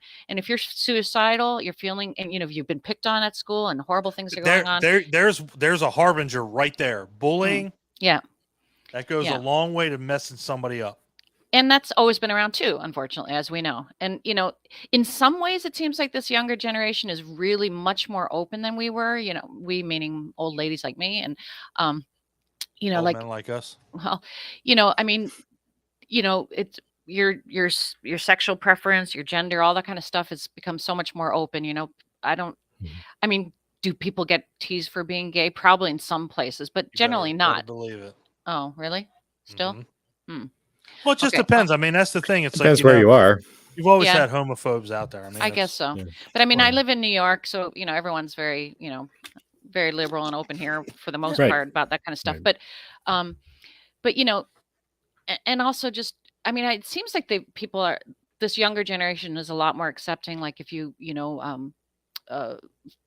physical and mental disabilities and all kinds of stuff, it just seems a lot more accepted than it was in my day. But yeah, bullying is here to stay. Unfortunately, that's human nature. So, but anyway, the point is when you're at your wit's end and you have a gun, it's just so much quicker, like in that split moment. Whereas if you're like trying to hang yourself and the stupid rope breaks and you're, whatever, then you have time to go, oh God, that was dumb. I don't really want to die. But you don't have that chance with a gun. It's like, boom, and it's done. You don't. And it's even so have funny that that you mentioned that too, because look at, we can still bring this back to horror movies. We can still reel back into horror movies. Look at suicides in horror movies. How are they done? Usually with a gun. Like look at zombie movies, especially. You're cornered. You don't know what to do. You're shit out of luck. Dawn of the Dead, Day of the Dead. Day of the Dead. I'm thinking of the one guy. Oh shit, I can't remember his name. Big dude. He runs into the room. He's like, well, I'm screwed. He starts shooting people, and he's like, well, I'm going to die, so I shoot myself. And it's like that's how a lot of people do it in horror movies. It's of course the killer at some point, gets a lot of them, but it's like, well, I'm in a hopeless situation. Right. Yeah. What do I, just end it. Yeah. Suicide in horror movies with guns is pretty. It's a pretty regular thing. Right. So actually, I talk about it In Do my you book, really? yeah. Yeah. Well, because Amanda once, she considers suicide numerous times in her life, but she's a nun, so it goes against her. It goes against you. Right. Yeah. Her belief Can't system. wait It's kind of interesting timing wise that, because she's a nun, of course, like, as a nun, she would never have an abortion. Okay, now let's not Right. go on to that. I'm not traipsing down there. Yeah. What's going on in our world? But anyway, no, And she was a lady of the past, and Yep. Yeah. Wasn't happening. Wasn't going to happen. Yeah. Shouldn't have happened. Right. Exactly. Oh, look what's right in front of me. This is so funny. Can you read that? Or Yes, not? You are the Mom. best mom in the world. Aw. right. I don't know why that was here, but it was anyway. Mhm. Oh, I think maybe it was Freddie was holding it. Says love, Freddie. Yeah. Big. Bitch. Terrible boy. Anyway. I love it. God, it's so great. Ugh. Ugh, fucking love it. Yeah. So great. That's good, man. What a good conversation that was. People don't. People they veer away from that because Yeah, it gets argumentative. I mean, and I'm a gun owner, like, but I'm just not one of those people that I have to run out and buy a AR-15 because, I don't think we're gonna have a tyrannical government in the next 50 fucking years, and if we do, it is what it is. What am I gonna do about it anyway? So, question for you. So, if you have you guys familiar with Moms Demand Action? The ladies in the red shirts. They're at most of the rallies and whatnot. I've seen them at I've rallies. been seeing them. Yeah. Yeah.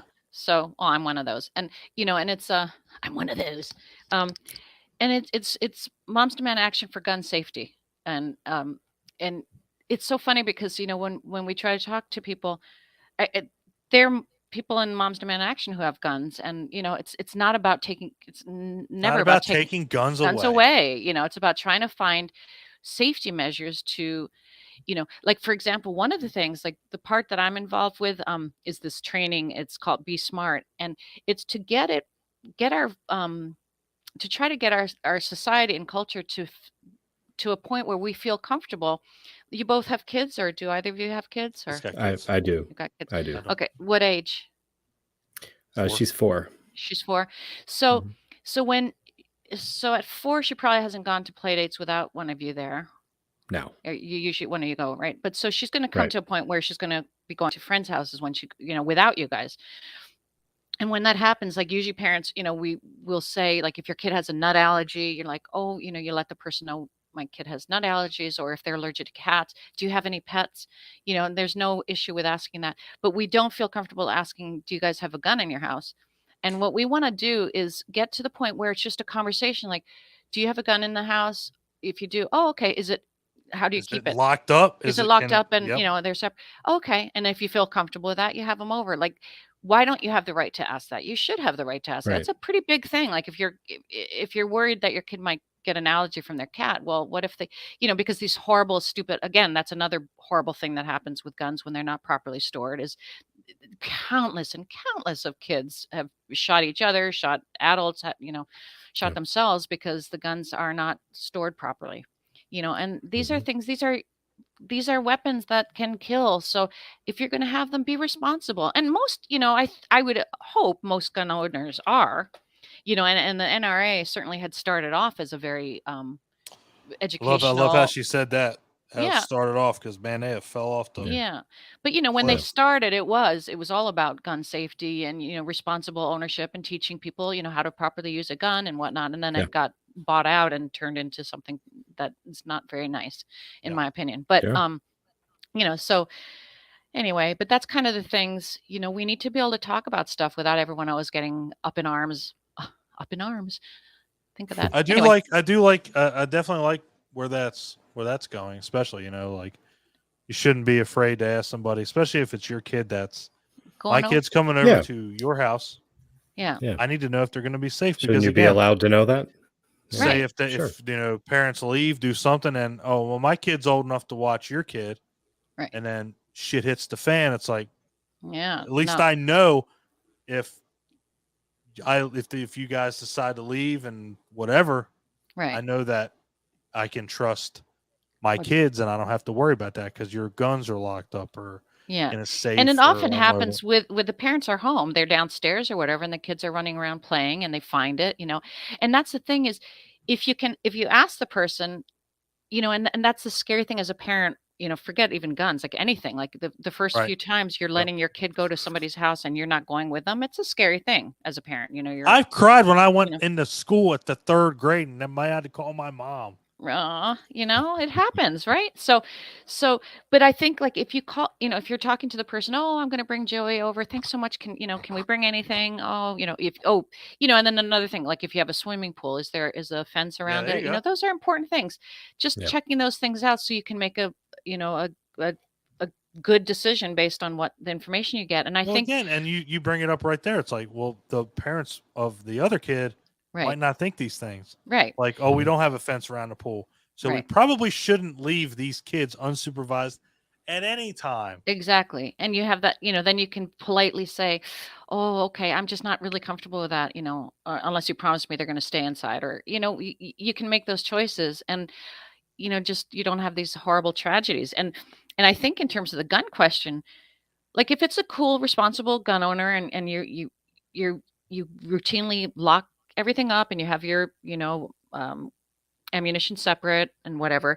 And we've had experts show us lots of ways that you can get, if you do it right, that, they have the ones that you can use your fingerprint, just, you hold your hand to unlock it. You can lock and load your gun really fast because people argue, oh, if there's a burglar downstairs, there's not enough time if my ammunition is separate from my weapon. It's like, no, they don't have to be separate like in 2 different rooms, just both of them locked, not together. And they showed us how they can really lock it really. Hello, Rolly. Sorry, we have here's my boyfriend decided to join us. Hello, Rolly. You gonna say hi? Rolly. Anyway, but my thinking is that, like, if you said to the other parent, oh, so, do you have a dog? Do you have a blah, blah, blah, blah? And do you have a gun? And if they get all funky and weird, like they're like, then you kind of, it's a good way to get to know the person. And if they're really cool, they're like, yeah, we have guns, my husband's a cop, or, whatever it is, or yeah. And you say, how is it kept? Oh, it's totally safe. We have it locked up. And it just gives you a feeling of what that home is going to be like. It just gives you one more bit of, you're right. But if they got all weird about it, like, why are you asking? And got all strange and weird, then I don't know. Then maybe you. My shotgun's behind the door of my bedroom. Think twice. Right? Of whether you want to be there. Yeah. Yeah. If you just don't want to answer that, maybe. Yeah. Like. It's like, well, it's nice talking to you. I'm going to take my kid home now. Right. Exactly. Well, again, I mean, and that's the thing, and it's the golden rule. No parent wants to get that phone call. You hear it all the time. Oh, no. Yeah. And it's like, that one time. That's You don't know what you're going to get, and it's terrifying. It really is. And again, I don't have kids. I have 14 of those that you have walking around. Oh, do you? Yeah. 14? 14. Crazy cat man? We're like crazy cat man and wife. Crazy cat man wife, right? Yeah. Did you see the I think I posted it on either Instagram or Facebook. I can't remember, and it was Batman, and he's standing there and he goes, "Oh, Catwoman." Oh yeah. You're not quite what I'm expecting. It. And it's this old lady. It's this old lady with hundreds of cats. She's all boobs down to here. And whatever And he's like, "Oh, Catwoman." Like, oh shit. Yeah. No, it's. So you're the crazy cat man. That's awesome. I mean, I guess I just don't have boobs that sag to the floor where I can step on them. But yeah, I got 14 cats. Yeah. So. And your unshaven legs when you wear your bikini. That's right. Yeah. AKA scratching posts. So yeah, screw that. Oof. No. Ew, his legs? Yeah. That's what he's going with. Ouch. Okay. Thanks. Come on. Jesus. Oy. All right. So what else do you guys want to know? What do you want to discuss? I don't know. Nothing. I feel like if we keep you on here any longer, we're going to have to much longer. buy We're you going to get our ass DoorDash or whooped. something. I know, right? Yeah. No, I'm getting kind of sleepy. What time is it now anyway? It is 9:12. Oh boy. All right. Yeah. So yeah. Anyway, so these are going out in the mail tomorrow. Okay, wonderful. I can't wait because I'm gonna read that before I come see you. Yeah. So Don, yeah, I wonder. Yeah, you weren't the one that bought 2, right? I did not buy 2. I would have. I swear to God, but I did. If I did, I swear to God, it was on accident. Yours wasn't the one that's. Jesus. We're back to that horrible one. I would fucking die if I stuck my face in the book that had the sticky page. I would be like, wow. No, this isn't the sticky page one. I was like, I am not taking that chance at all. I've honestly, I have always sniffed books. I'm a book sniffer. It's like with cars. Like, I love smelling cars. Like, I'm like, if it's got a new car smell, I'm in. But if it smells like shit, not, I do it. Yeah. Books, action figures, anything new. Well, there's different types of print, right? And some smell really good. There used to be these Beatrice Potter books when I was a little kid, and they just had this beautiful paper. I don't know. They just smelled really good. Mine's sort of, it's kind of interesting. It's like money. It's like fresh money.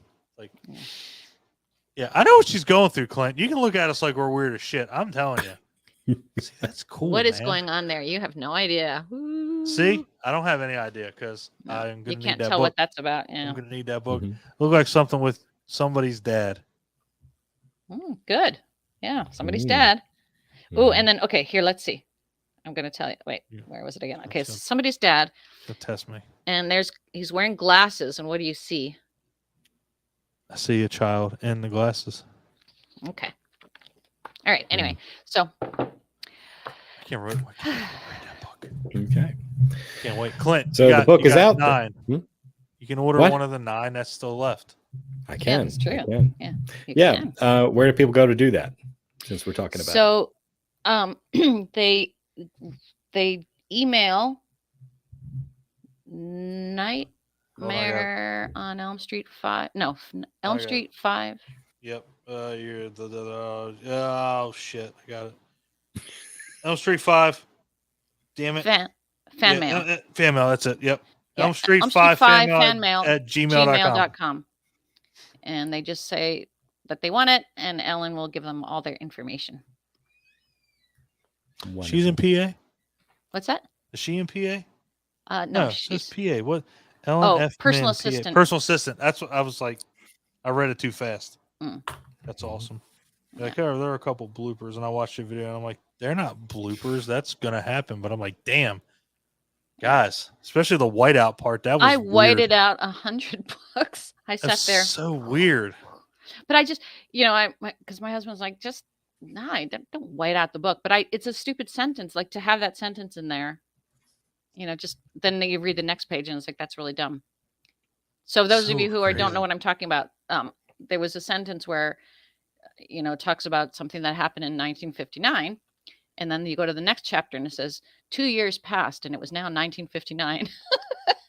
And this isn't a time travel story. So, I mean, right. I would have been in either way. I'm like, oh, yes. Right. Time traveling. I'm in. True. Well, she does. I mean, but both she and Freddy can time travel once they're dead. But while she's writing this book. What? Yeah. Well, they do. They time travel. What do you know that?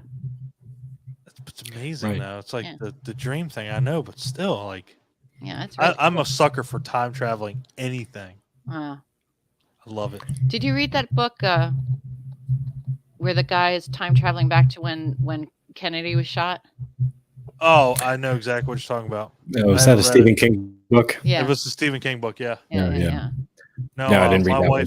My wife got huge into Outlander and got me sucked into it. I'm like, fart. Oh, I think it's like 8 books. Like, you got my attention span for 2. You better make it good. And I'm like 5 books in. Oh boy. Wow. Meg had me now. Steve Alton with Meg had me. I was like, oh, okay. That's just a giant ass shark. And Clint knows I'm a shark fanatic. He's a sucker for sharks. For 3 weeks, Clint. Got Shark Week. Shark Week. Oh boy, oh boy. So would you go into a cage? No. Fuck it. It'll be on my bucket list, maybe. They have. What is that thing behind you? Like with a little orange? Is it like a little white doll with an orange head? That guy? Yeah. That is falling over. Whatever. That is a Patricia Tallman doll that she actually signed at Living Dead Weekend. Oh, there you go. Okay. She hangs out with me. Oh, okay. Yeah. Oh, So cool.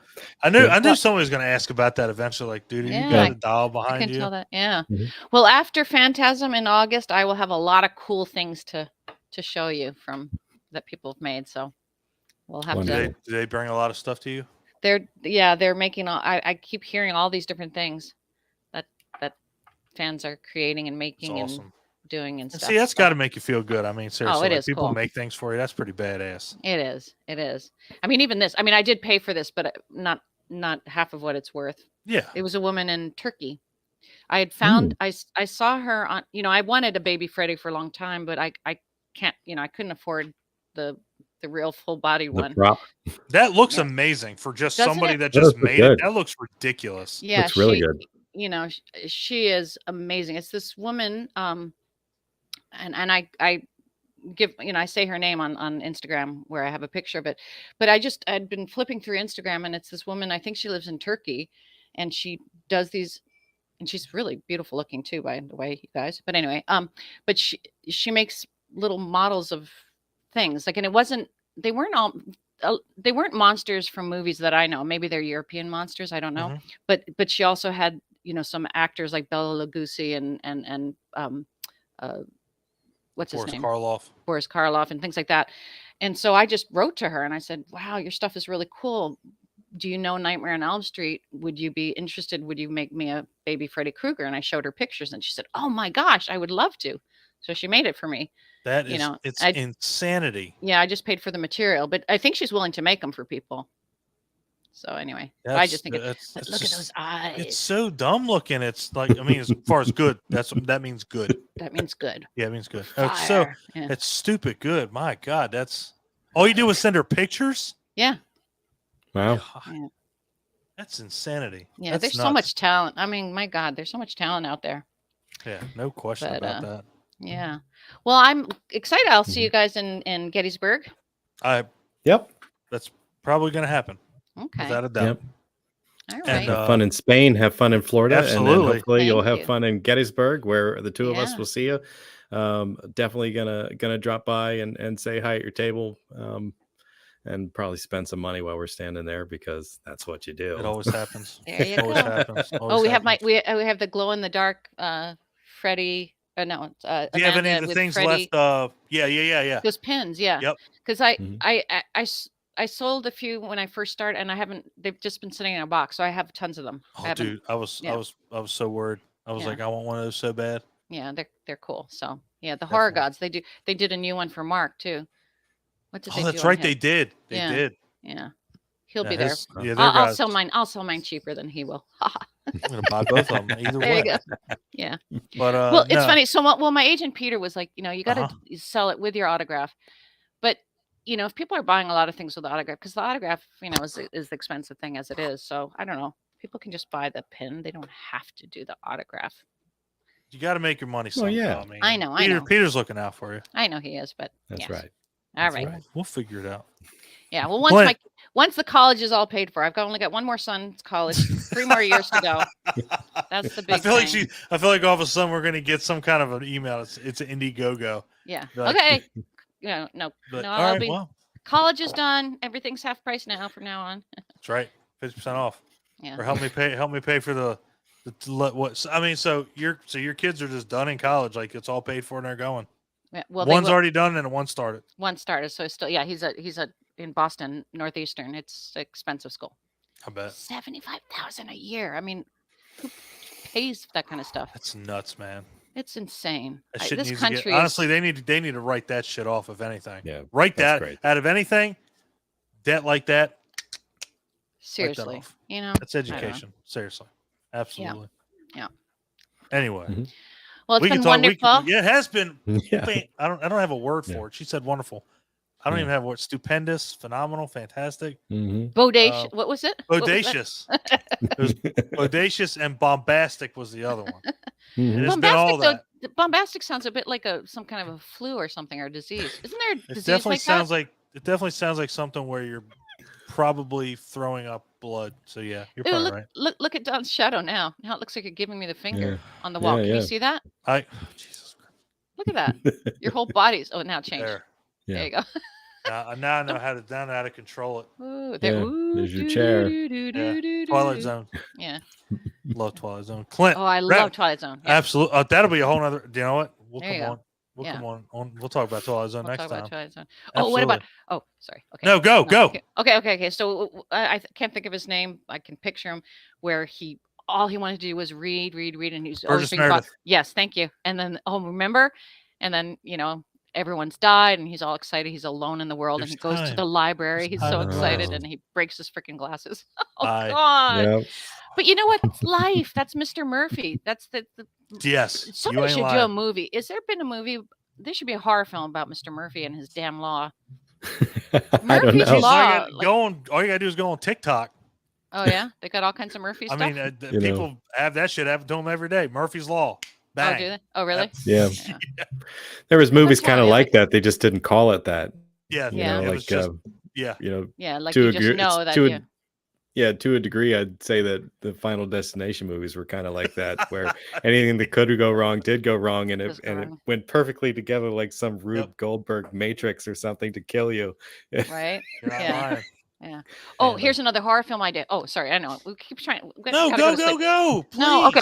No, GPS and our weird, our weird little devices that tell us where to go. Like we just blindly go, and I'll just drive down any old street. She's like, turn left, turn right, And I always think to myself, oh my God, like what a perfect way, like for some evil murderer to, and they've had a lot of films now where some evil mind gets into everyone's phones, right? And controls the phones. So everyone's being like diverted to some place, so we follow the GPS and it just takes everyone down some weird freaking highway into some weird old abandoned warehouse. She makes a damn good point. Like, well, it would have to be like the machine or lawnmower man. Right. It would have to be like the Waze app or something, because that's what I mean, like Waze or that's what I mean, Waze or what's the other one? Because users can change it by making suggestions. It should be called Waze Away is what the horror movie should be called. Ways to die. Ways Away. Yeah. Ways to die. WAZE. There you go. All right, let's write it, you guys. We'll write it. Oh, because one time, I mean, this actually wasn't even using Waze. This was just signs. But one time, my husband and I were visiting we were going to go visit my grandmother in Washington, D.C. And, we love a good garage sale, or at least we used to until I wanted to clean out the house. But anyway, and we, there was a sign, garage sale, blah, blah, blah. And it shows some arrows. So we go down and then it shows another arrow. And we just kept driving and it was ridiculous. Like it went on for like 20 miles. Oh my God. And then he's giving us the finger again. But anyway, so we're just driving down all these random roads following these signs. And we're like, you know what? They're probably sitting around in some, what's that thing that flies around the camera? A drone, yeah. They're probably like on drones, like giggling and laughing, going, look at those idiots. Like, let's see how far they'll actually follow our signs. Because it just kept going further and further. And we're just following these signs. And finally I said, you know what? It's probably some murderer in some warehouse, Clint, that reminds me of when like I was Children driving of the trying Corn. to find your ass. Yeah, they change all the street signs. Right. I kept trying to find Clint one day in DC and I couldn't find him. And he was right where I was at. And I drove around. How many times did I tell you? 6? No, I drove around looking for you. That's right. And then finally, you're like, I'm parked right here. I was like, I'm parked right here. All right. I don't see. And I'm like, going around and driving around. I'm like, damn, where are we at? And then I followed him to the garage. That was like what, half a block away? Because I couldn't around find the corner. it. Yeah, I was like, damn it, I hate that. But yeah. All right, so Ways to Die. We'll work on that script, all right? That sounds, dude. That I'm not even lying. That sounds badass. Yeah. That's almost like 5G zombies. And then when you get to then, like, what's going to be there? A creepy old lady who looks like she's only 40, but she's actually 125. Yeah. This sounds awesome. Well, that's how she stays so young.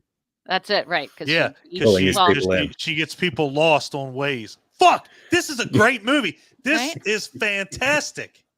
But it can't be that she eats them to stay young. That's so stupid. Because they always do that. No, you just it's as with their essence. Like, what is it? It's as many miles as they go. Yeah. On GPS. So if they go 50 miles, she's 50 years younger. Okay, now it's getting a little.